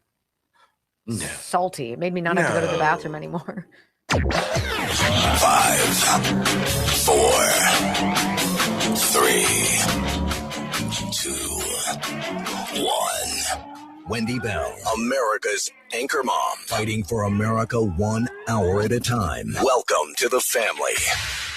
The world ain't all sunshine and rainbows. You take on the intelligence community, they have 6 ways from Sunday at getting back at you. It's a very mean and nasty place, and I don't care how tough you are, it will beat you to your knees and keep you there permanently if you let it. Donald Trump has been indicted by a grand jury in New York for his alleged hush money payment. A grand jury indicted former President Donald Trump on state charges stemming from his efforts to overturn Joe Biden's victory. Breaking news, the federal indictment against Donald Trump, all related to his handling of classified documents after leaving office. But it ain't about how hard you hit. It's about how hard you can get hit and keep moving forward. And they're not taking this White House. We're going to fight like hell, I'll tell you right now. It's about how much you can take and keep moving forward. That's how winning is done. 3 hours of bold truth and excellence. You've just signed up for the WBR Army. Strap in. This is the Wendy Bell radio program.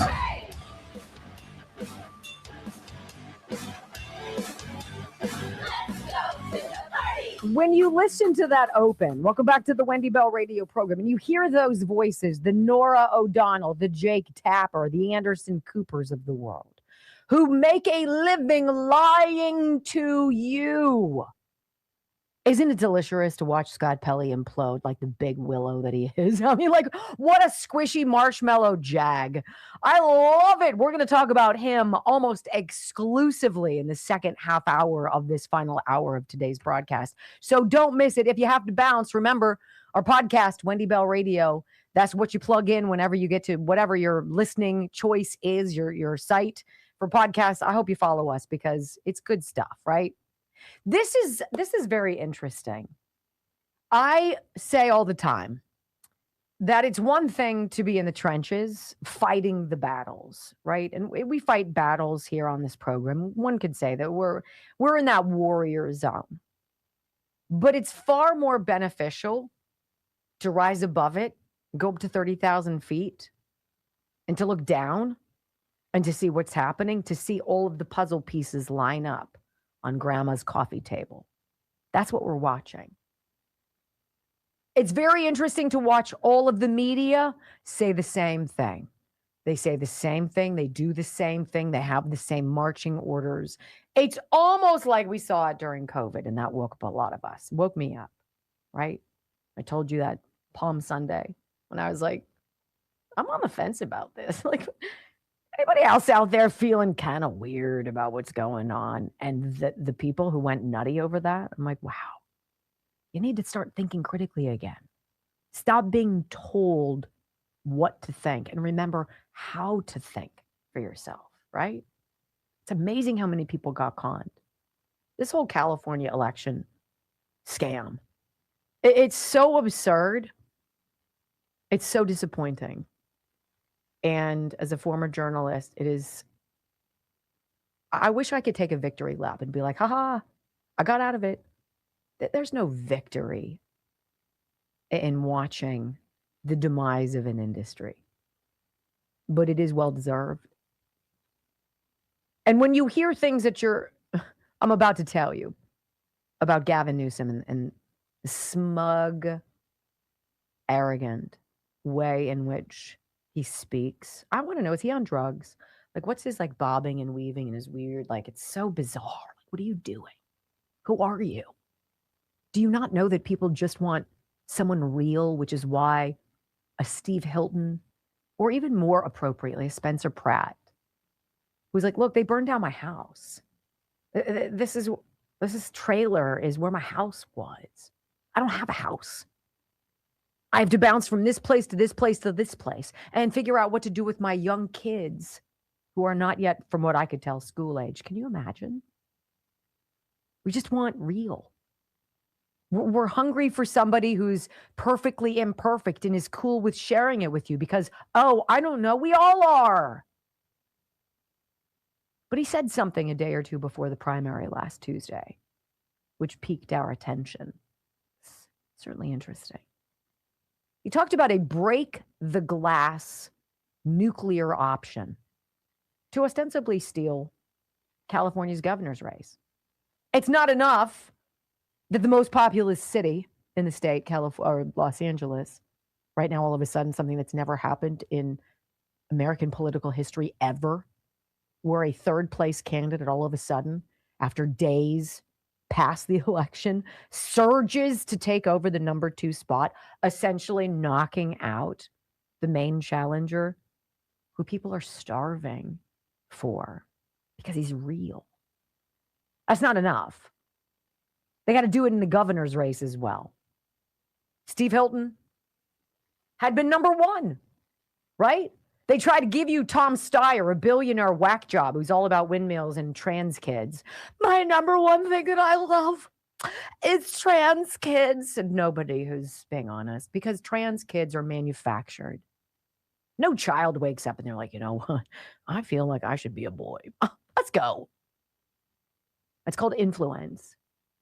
And somebody gross in their life grooming them. But Californians all of a sudden, we're told, are hot for Xavier Becerra. I can't get enough of that guy. That guy who lost 500,000 migrant children to human traffickers and then lied under oath about it. I have no idea what you're talking about. Well, the New York Times said 85,000 are missing. And then that grew to 235,000. That grew to 400,000. Now it's almost 500,000.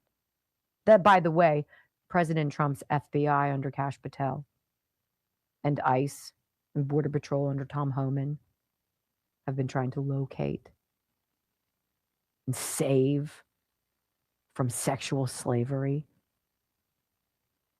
and sent back to their parents who have no idea what happened to them. We're told now, nope, nobody wants Steve Hilton, that rational, reasonable guy who stands in front of the train that goes nowhere, that not a single line of track has been laid to the cost of how many hundreds of billions of dollars. But like Karen Bass, if you just give me 4 more years, I can finish the job. All we need is 200 more billion. It'll be great. It'll only go like 5 miles, but boy, oh boy, will it be fantastic. They want you to believe that Xavier Becerra has now bounced out Steve Hilton from the top spot. Really? Well, words matter. And the left's choice of words must come back to expose them. So this is before the primary. Gavin Newsom, it's a small little thing here. He's asked about what's going to happen in the California jungle primary system, which Democrats mandated, right? Where you can have a billion people running for an election, but the top 2 vote getters are going to be the ones who, what happened? What happens? This is the question before the primary on Tuesday. What happens if Chad Bianco, the Riverside County Sheriff, who's a Republican, and Steve Hilton, who's a Republican, what if they get more votes and they effectively squeeze out all of these Democrats in the primary system that you maniacs created? What then? Oh my gosh, it's going to be pandemonium. Oh, well, this is Gavin Newsom's answer. I've said this before, so I'll repeat it. I don't anticipate this need to be the case, but there is a break the glass scenario. And there's many people that have a deep understanding of what it would look like if Democrats were locked out. And we're going to do everything to make sure that doesn't happen. There is a break the glass scenario. So that's like the emergency fire alarm and a little thing that's hanging from it. And you have to go to pull the lever. That's break the glass. That's full-fledged panic. We have a break the glass scenario. And there's many people that have a deep understanding of what it would look like if Democrats were locked out. Yeah, I'm pretty sure that's what people would like because you've destroyed the state, you feckless twit. And how, by the way, did you afford that $9 million second house? I don't know. You know, the threat to democracy line, which we hear about, when things don't go the Democrats' way, that's a threat to democracy. When they're able to cheat successfully, well, that's just the way it should be. The system is sacrosanct. We're going to absolutely make sure everything is perfect with it. Really? Caroline Leavitt, before she went on maternity leave in April, said something very interesting. She named the co-conspirators of this Democrat dumpster fire. I want you to hear very closely what she said, because my, does it make an awful lot of sense today. It's not just the media, it is the entire Democrat Party has made their pitch to voters across the country that Donald Trump poses an existential threat to democracy, that he is a fascist, and that they compare him to Hitler. I mean, these are despicable statements that the American people have been consuming for years. And so many mentally perturbed individuals are led to believe these words are truth and then are inspired to act on it. I have a whole host of examples that we can share with you after. It is pages and pages of major Democrat Party elected officials saying, such as Rep. Hakeem Jeffries just this month said, "We are in an era of maximum warfare everywhere all the time." Governor Josh Shapiro said heads need to roll within the administration. Senator Alex Padilla said people are, quote, dying because of fear and terror caused by the Trump administration. Senator Elizabeth Warren, President Trump is making the country look like a, quote, fascist state. Senator Adam Schiff saying President Trump using a dictator playbook. Senator Ed Markey calling President Trump a dictator, saying that this administration's actions are authoritarianism on steroids. Governor J.B. Pritzker, never before in my life have I called for mass protest disruptions. These Republicans cannot know a moment of peace. You have Rep. Presley saying, we'll see you in the streets. Rep. Monica McIver, a Democrat representative on Capitol Hill, we will not take this from Donald Trump. He thinks he's a dictator. We are at war. These are Democrat elected officials calling for war against the President of the United States and his supporters. I could go on and on, but again, when you have people in positions of power that are saying things like this every single day for years, you are inspiring violence by people who are already mentally ill. And that's what we've seen against this president for far too long. Inspiring violence like January 6th. You know, if they can't, actually, I want to play this, Brock.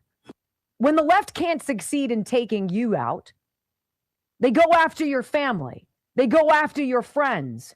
I want you to hear the short clip from Eric Trump on the weaponization of the federal government under Obama and Biden, on how he became the most subpoenaed person, Eric Trump, in American history. Listen to this short clip. Subpoenaed person in American history, 112 subpoenas for doing nothing wrong. I've never gotten so much as a traffic ticket. 91 indictments toward my father. They came after us like we were dogs. They raided Mar-a-Lago. They raided Melania's room, Erin's room. It was the government. It was Joe Biden. It was Merrick Garland. We know that Hillary paid for the dirty dossier. We know that Barack Obama was the one that did the Russia hoax. They weaponized every bank. They weaponized every financial institution. They weaponized the DOJ. They spied on our campaign. And when none of this worked, you know what they did? They tried to shoot my father because they couldn't control us. We weren't one of them. We love this country. We love our nation. We love the Constitution. We love God. We love faith. We love freedom. And our country was going to hell. So guess what? We fought relentlessly.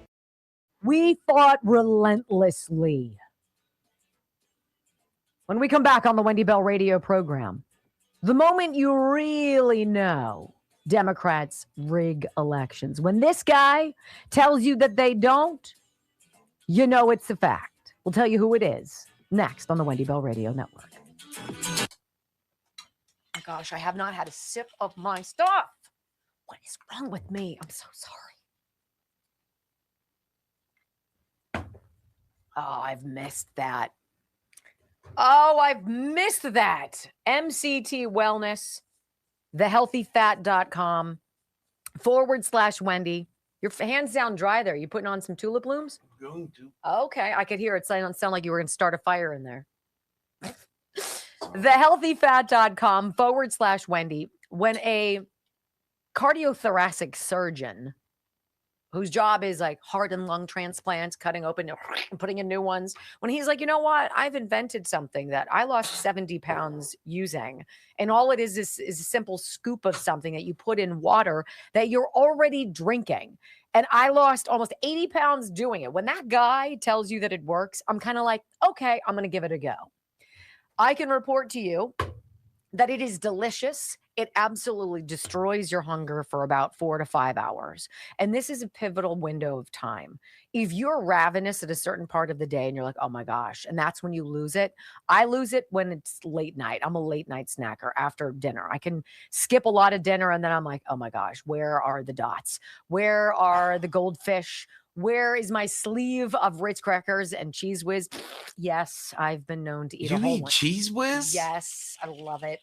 Yes. Oh. Mm-hmm. Pistachios And Pringles. This absolutely destroys. It's a dietary supplement from Dr. Gundry.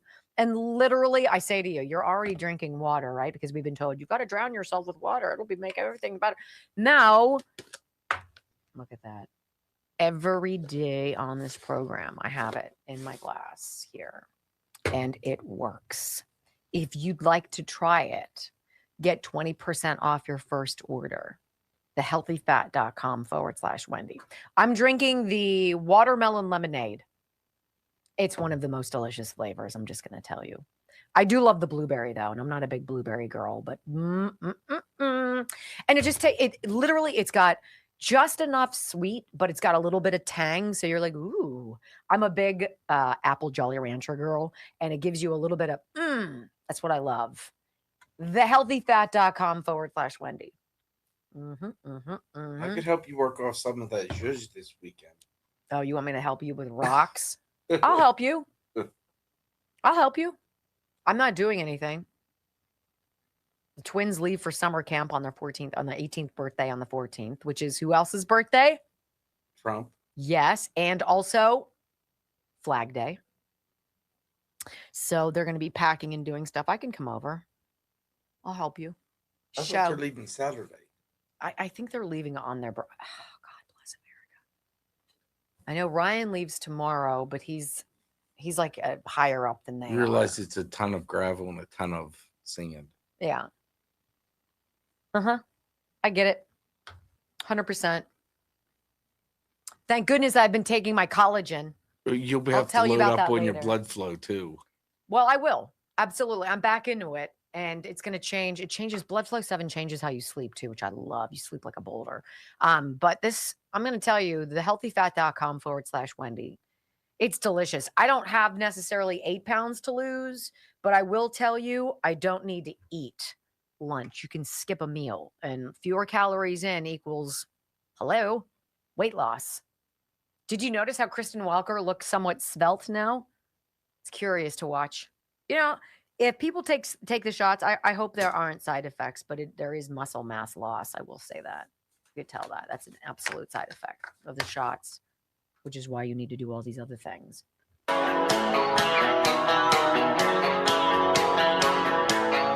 Welcome back to the Wendy Bell Radio program.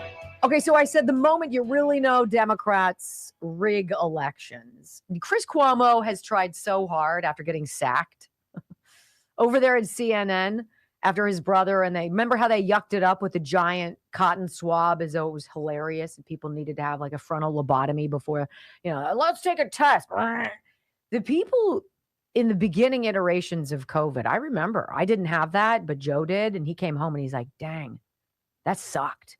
It was vicious to test you to make sure you were worthy of walking into a building or a hospital, right? Chris Cuomo got sacked. News Nation brought him as their guy, and he acts like he's all tough. And, and he pretends. He kind of dances on the line about sucking and not sucking, but he sucks. If you suck, you suck. You can pretend you don't suck, but you still suck. And here he proves, like Scott Pelley, he believes he's bigger and more important than the truth. And if you feel like the election system in California is corrupt, the problem isn't the system. It's not the Democrats. The problem is you. Here's Chris Cuomo finger wagging you. Oh, Chris. Is the vote counting system in California corrupt?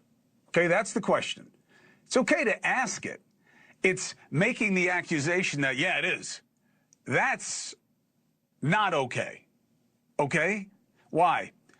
If doing so is absent real cause, that kind of accusation is ruinous to the most important aspect of our democracy. All right? Especially when it comes from the President of the United States. Especially when the president's suggestion that mail-in ballots are an inherent evil belies the fact that the president himself just chose to vote by mail in Florida. And yet, the president who swore an oath to the country made yet another statement that could jeopardize it. The Democrats are at it again. They're trying to steal the two races from Republicans. Here we go with the very late and massive numbers of mail-in ballots, okay? What about that is untrue, Chris? And by the way, if the president votes by mail in Florida, I'm going to go with you could probably count on Florida being better run than suck California. No offense to Californians. I love California, but it sucks. Let's be honest, too. Trump isn't going to be home. Well, he's in Mar-a-Lago a lot. He's there in Florida not on a election lot, day. But not on election day. What have you? He was traveling. Okay.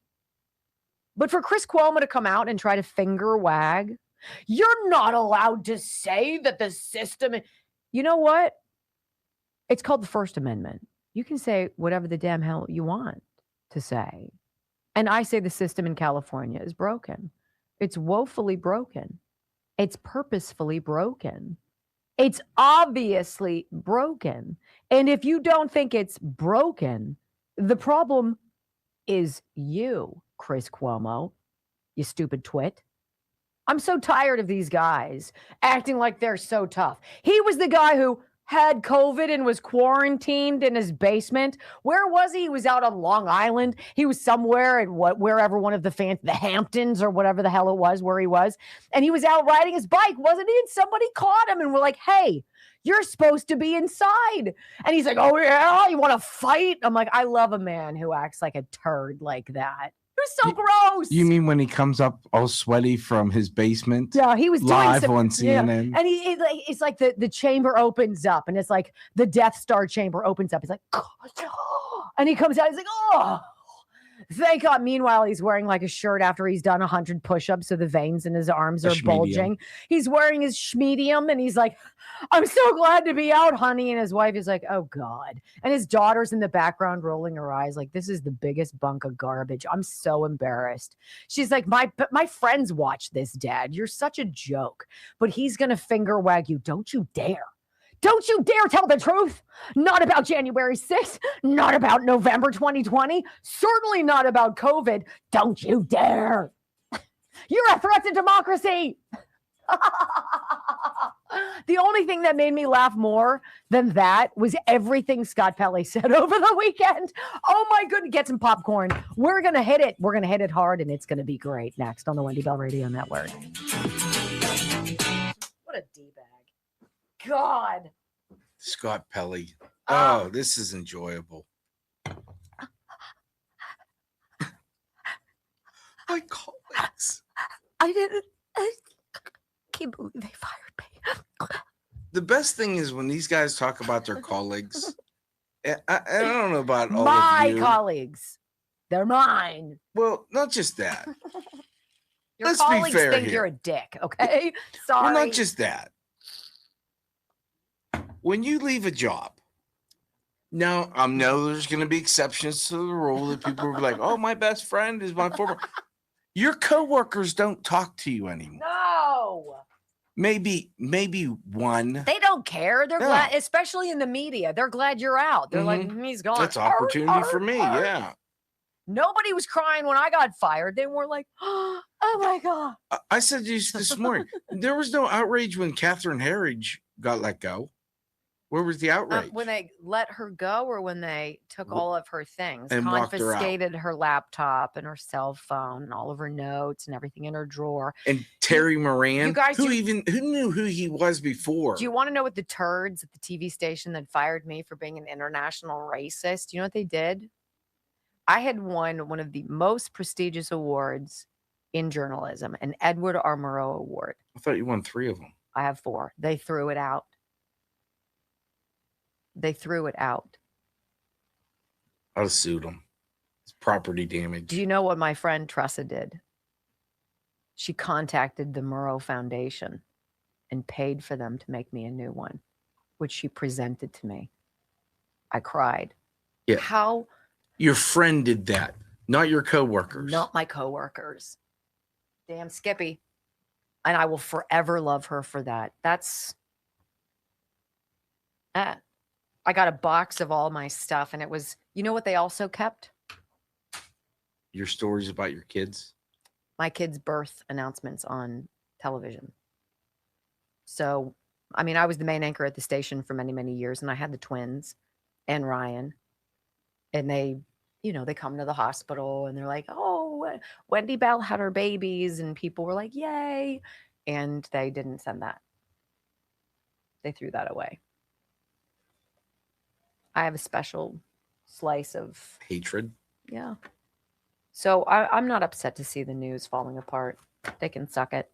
All right, let me tell you about my friends at Native Path. GetNativePath.com/Wendy. One of the best things that we can do is support our bones and our ligaments, our joints. I have a creaky knee. I have no idea why, because it's not the one that Murphy blew out and I had an ACL repair on. Thanks, Murph.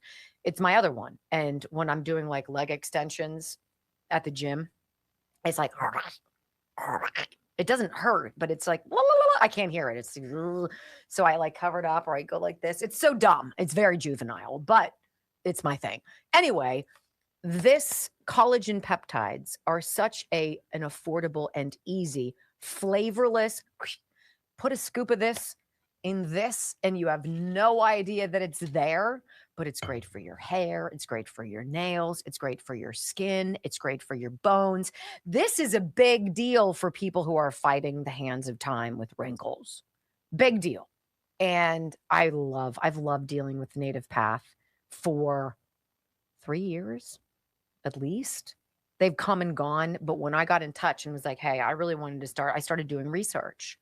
And I was like, I think I need to start getting some collagen supplements, because by the time you're 50, I think your natural collagen is like down more than 50%. And it's one of the easiest things to supplement. And so I did. And you can as well. And they offer a great discount. It's up to 45% off for Wendy Bell Radio family members, which you are. So get Native Path. This is what it looks like. Get nativepath.com/Wendy. And it tells you. I've been, seriously, Brock and I have both been taking a scoop every single day for this one, probably more than a month. And it's still, it's got a lot in it. So it lasts. And you don't even know you're doing it. It's one of those things that I like to do. I mean, I'm growing out my hair too, because you guys made me.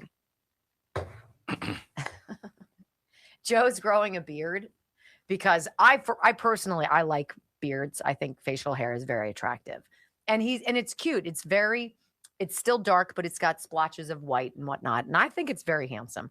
I like you with a beard too, but it's driving him bananas. He's like, he's at the scratchy face, the itchy face. I'm not so sure he's going to make it past the itchy phase. It's been 2 weeks. Hey, can I tell you, I found out you have a listener list that listens to RTA. 86-year-old man. Oh. Paul Height. Hi, Paul. I don't know if he's watching on Rumble yet. They were going to put the app on the phone for him. Oh my gosh. He listens on the radio, but I told his daughter that I would at least give him a shout out. So that's funny that you say that, Paul. Thank you. Mwah, mwah, mwah, mwah. But while we were in Sarasota, my mother-in-law, she's like, I really want to track down my cousin Sue. So her cousin's like 90 or 92, looks fabulous. She's got Meniere's disease and she's got an inner ear disorder, so she walks with a walker, but she's not infirm. And she's like, my husband, who's like 96, loves conservative. She's trying to get it on her phone. So we're trying to hook him up too. So I'm knocking it out of the park with the older folks. My bread and butter. I love you guys, no matter what your age. Thank you.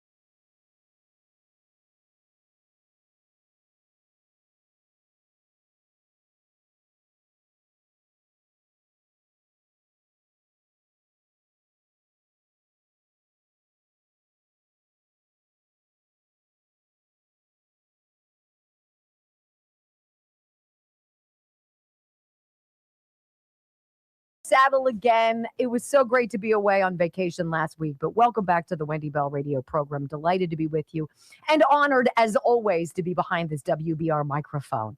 So Scott Pelley breaks down and he compares 60 Minutes firings himself and a couple of news babes there to a family being murdered, his family being murdered. Can you imagine?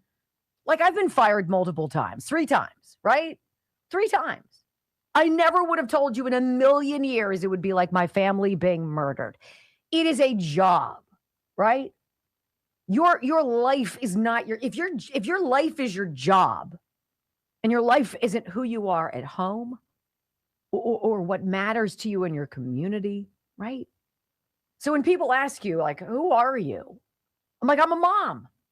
I'm a mom with 5 beautiful sons. I'm super blessed. Right? Probably 18th on the list. And I hosted a radio talk show, right? Or I was on television for many years, blah, blah, blah. That's not who I am. It's what I did. This is what I do. I share with you every day who I am. Scott Pelley, sit down interview. New York Post had fun with this. Let me just read you a couple sentences here. Because it's funny how they write this. Jobless news veteran Scott Pelley broke down in tears as he claimed the hysterical tirade that got him fired from 60 Minutes was a response to the murders of his family in a Black Thursday massacre at the show. The 68-year-old Pelley broke down several times during an interview with the New York Times as he discussed for the first time being axed from CBS News after nearly 4 decades at the network. Sorry, it's not funny. It actually is. He conceded he had been hyperbolic to accuse the new network boss, Bari Weiss, of murdering 60 Minutes, just to go even further, claiming it was the staff themselves that she murdered. It's like your spouse being murdered, he said at one point of the rejiggling or whatever of the staff with newcomers to take charge of the show. Look, it's the way it's always been done. It doesn't work because things change, right? When people stop watching your product because your product is biased, because you selectively edited audio and video of President Trump to make it sound like he incited an insurrection, which wasn't, right? When you selectively edit a complete moron, nincompoop, low IQ woman, Kamala Harris, to make her sound even remotely palatable to anybody in America, right? That's on you. That's not because of Donald Trump. That's not because of Bari Weiss. That's not because of anything other than you're so insulated in your bubble. You believe you're so much bigger than the rest of the world that you've now outlasted your usefulness. And now you're detrimental to the company, which still sucks, right? And so the new owners of CBS, they're like, hey, we need to bring in somebody else. We're going to bring in this 40-something-year-old woman who created her own multi-million-dollar platform. Let's have her come in. She's not a TV person. She brought in people who are not TV people. And the TV people at 60 Minutes are like, oh, they're not TV people. Look, a chimp can do TV. I'm sorry, okay? If you're a woman, you have to be moderately attractive. If you're a guy, I don't know, you could be whatever. This isn't rocket science. What you should hire is people who don't suck. Well, sadly, it's too late for 60 Minutes. So anyway, we got some great clips here. He's completely out of touch. He's been fired after 40 years. Oh. And, you know, the new 60 Minutes executive producer, he's a documentary guy, no TV experience. His name is Nick Bilton. He reached out to Scott Pelley in advance of this full staff meeting with 60 Minutes when he was going to sit down and introduce himself. Hi, I'm Nick, right? This is who I am. I'm so excited. This is an honor of a lifetime. And he wanted to sit down with Scott Pelley in advance, Pelley being probably one of the most senior people on 60 Minutes, and wanted to sit down with him and be like, look, this is who I am, and let's have a discussion. And Scott Pelley was like, nope, not gonna do it. And so then when he had his meeting, Nick Bilton did with the staff, and then Scott Pelley had a tirade and went bananas, okay? Well, I want you to hear some of the sound, because we'll also read to you part of the letter that was the firing of Scott Pelley. But Pelley sits down with this, whatever the woman's name is, I don't even care.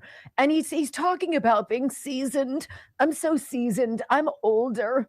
And waiting until the meeting to take place to attack the new executive, the new chief executive, Bari Weiss, and the new chiefs brought in to run 60 Minutes. I want you to listen to the sanctimonious arrogance of a guy who long ago outlived his usefulness, Scott Pelley. I'm almost 69 years old, and if I've learned one thing in life, it is not to reflexively react when you feel that way. And I thought, you know, I'm going to give it a day or something. I'm too emotionally wrought up. I'm going to say the wrong thing. I'm not going to hear what they have to say. This isn't the moment. It was incredible to me that they did reach out to talk to me after wiping all these people out. I mean, within hours. So we had a baby shower at the house, and we got through the weekend, and I learned that Nick Bilton was going to speak to the 60 Minutes staff on that next Monday morning. My wife and I had a long-planned hiking trip in the Canadian Rockies planned, and I wasn't going to be able to be at the meeting. And she and I talked about it, realized that this was an existential moment for 60 Minutes, so we canceled the vacation so I could be there. And that was the first time that I had an opportunity to meet Nick Bilton. Okay, so he says then, after a long discourse on the history of the 60 Minutes owners, the Simons, right? I'm going to spare you that part. And the way things have always been, he begins to cry about being told to pack his bags. Of course, this is after his tirade where he basically lambastes all of these new people coming in and firing folks. By the way, you work for a company. You are not the company. The company can fire you at any time. Apparently, Scott Pelley believes he's above that until he got the axe. Get out of the office by 5 o'clock. What company in the world treats their precious people in that way? The callousness, the inhumanity, breathtaking, complete lack of empathy in this management for anyone who works there. How can you have someone who deserves so much respect? Tanya Simon spent her whole childhood waiting for the call that her father was dead, never knowing if she would ever see him again. Her whole childhood. Get out by 5 o'clock. Make of that what you will. That's called working for a company that's bigger than you are, Scott. If you're going to be a jerk in front of the entire staff and you're going to belittle the new boss who's invited you to meet and to have dinner in advance of this so you guys can make sure you're on the same page, and then you're going to go off on a tirade in front of the staff, and then you're going to get fired after that, and you're shocked, you're a bigger idiot than I thought. Oh, the pain, the agony. Listen to the news babe interviewing him, proving feelings matter more than facts to the media. I can hear how much this has hurt you. Yes, it's like your spouse being murdered. And I don't care about me. It's not about me. I am not emotional about this because I have lost this job. I've done it for a long time. I've had the greatest experiences. But the people I leave behind, treated in this way, that breaks my heart. And it's going to take me a long time to get over it, to be perfectly honest. Well, let me give one of my Emmy Awards to you, Scott Pelley. It's got to be such suffering for you because the turds that were let go went against Bari Weiss when she said, don't run that story, and they ran it on Canadian air anyway. I don't know. Does that mean you might get fired? Yeah. Here for you, Scott. And then he talks about Bari Weiss's, CBS's new editor-in-chief, asking the 60 Minutes staff why America thinks they're biased. I don't know. What was the feeling about that particular opening salvo to the team? She, I am told, said something to the effect of, why do you think the country thinks you're biased? But she didn't offer any kind of a metric. You know, what's your metric? Why do you think so? Do you have a poll? Is there market research? What are you talking about? Because we certainly didn't believe that. Oh my gosh! There's no evidence apparently that they suck, Brock. Yeah, the media research doesn't do any polling on that to find out there's 97% negative news for Trump. What happened? I don't get it. And she's like, so you never thought you could be fired for being a blowhard after your blowhard colleagues were fired? Did Terry Moran, Jim Acosta, Don Lemon, Chris Wallace, Chris Cuomo, did none of them maybe ring a bell to you? No. But it really didn't occur to you that you could be fired after so many of your colleagues had been let go, after you'd had this, very contentious interaction with your new boss? You know, some reporter I turned out to be. I just didn't connect the dots. I mean, was this meeting contentious? Yes, but 60 Minutes is known for two things: a ticking stopwatch and hard questions. And we ask ourselves those hard questions in the shop because they sharpen us and make us better. Oh my gosh. Oh my gosh. And finally, wait, we could do it, right? When you got called into that 5 p.m. meeting after you hijacked the new executive producer's first staff meeting, what was that like? Oh boy. So you walk in, and what was the energy of the room? Hostile. Dismissive. Before I could take my seat, Tom Sobrowski said, "This is a firing offense." I was confused. I wasn't sure who he was talking about in the room. But it became plain very quickly that they were talking about me, and they were unhappy about the meeting that had occurred. A meeting that had ended in thunderous applause for me, if I may say so, because somebody had stood up for the broadcast. You're the only one being called into a private meeting, and they said it was a firing offense, and you were on the fence about who they were talking about. But we should rely on you to tell us the news on 60 Minutes. There you go, ladies and gentlemen. Proof that it's good riddance. Bye-bye, blowhard. When we come back on the Wendy Bell radio program. So where's this whole mess going, right? Everything we've been talking about. Well, apparently the end of August is going to be sizzling. What to expect before the summer winds to a close, and it'd be juicy next. Oh my gosh. That literally, I was laughing this morning watching it. They let these people go. Yeah. So when you have a boss and you have a vacation planned and there's a new boss coming in, sometimes you have to make, and he's like, I had to give up my hiking trip with my wife. Sort of like Kristen Welker. We should have plenty of time now. He'll have plenty of time now. I stood in the rain with you. I came all the way to Wisconsin. How far is New York to Wisconsin? Is that like some heavy lift for her to go to interview the president of the United States? I waited in the rain with you. And as he's taking off his lavalier, and he's like, see you, sweetheart. And he gets up and he walks out. Well, you have to love too, where Who the he's F like, are you? He told you the story about the woman who was young and waiting for her dad. What's that have to do with the price of tea in China? What do you? Why do I give a shit? Why are you talking about this? When I got fired, I should have been like, well, you know, I had a not so great childhood.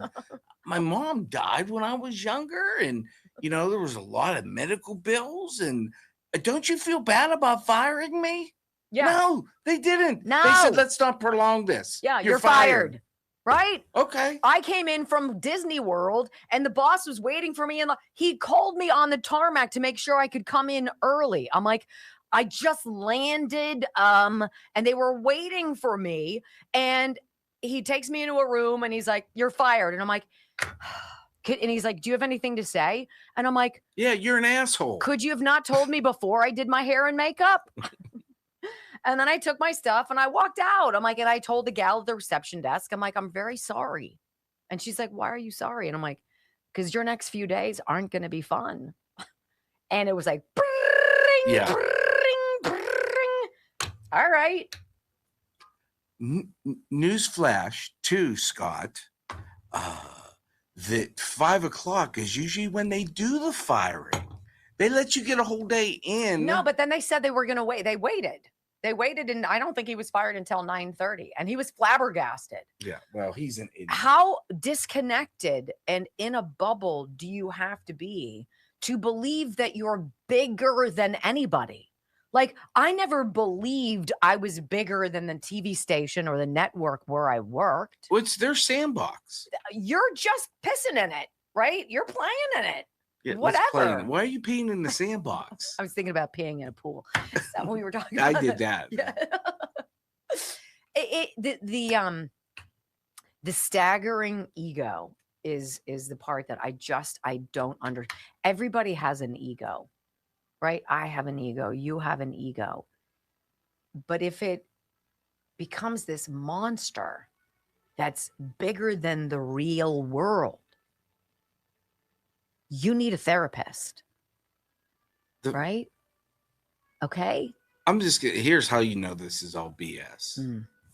His colleagues he's leaving behind, that girl, the woman whose childhood. These are nothing companies care about. Nothing. They don't care about you at all. You are a payroll number. And if you think that they do, that's problem number one. Yeah. You better. As long as you're making money, you're creating ratings. People are raving about you. They love you. They love you too. But the minute that stuff starts going sideways, they're like, Newsflash too. If you tell your boss they're an asshole, it doesn't usually end well. Yeah. Yeah. They're bringing in Here's people some with no experience from knowledge. us to you. Yeah. That's usually what happens. Oh, are you making mention of what I said to the old man? Hey, he fiddled with you, and so I told him he should. Ooh, that sounds gross. He should sit his butt down. Don't you ever.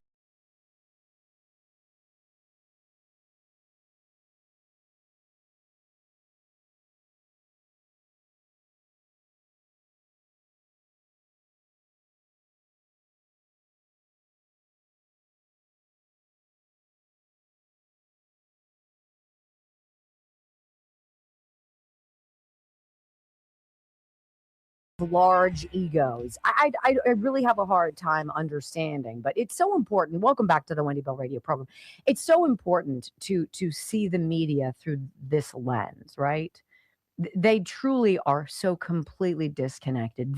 I believe, truly think January 6th was an insurrection. They truly believe 81 million people voted for a candidate who nobody liked 50 years prior and didn't want as president to begin with. They truly believe these things.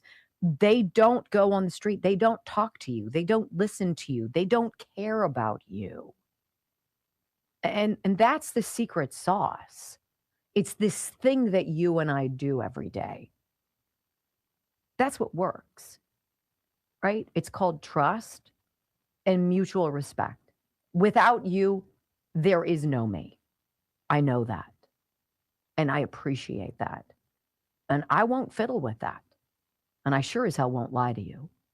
Okay, so John Solomon said something to Eric Bowling over on Real America's Voice over the weekend, which I wanted to end the show with, because it's sort of a teaser-beaser about what's coming up as the summer heat starts to sizzle. And it has to do with Barack Obama. And it has to do with Barack Obama being the head of the snake. And it's very important. I haven't heard John Solomon say this to this degree, but here it is.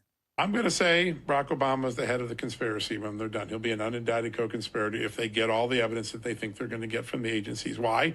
We know he was told Hillary Clinton in July was hanging a fake Russian shingle. He allowed his administration to pursue a case. After the election, he was told that Vladimir Putin didn't interfere in the election to help Donald Trump, and he got it reversed and had it, even though the Intelligence Committee didn't agree, they changed it.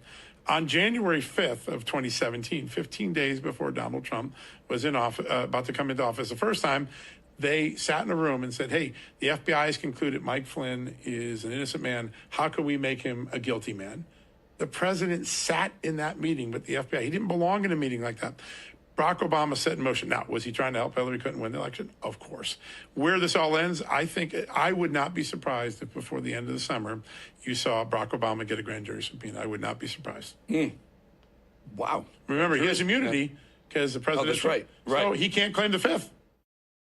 And that, ladies and gentlemen, is super exciting to me, right? I'm so tired of the lies and the theft and the corruption and the rigged elections and the fake news and the polls that come out just in case people are thinking too much for themselves to try to get them back over to the dark side. And all of the stuff that has to happen for you to be manipulated into believing a story that is so wholly unbelievable. It's as unbelievable as Nithya Raman, as the socialist Zero, who nobody knows anything about in California. All of a sudden, the 11th hour, coming around the bend. Here she comes. It's neck and neck. It's going to be a photo finish. Really?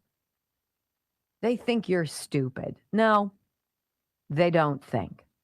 And they certainly don't think about you. And that is what this whole simulation that you and I have been living through is all about. Pass the Save America Act. Nuke the filibuster. Get it done. And make America great again. Thanks for being here on the Wendy Bell Radio program. Want to do it again tomorrow? Because I do. Until then, I love you guys. Peace.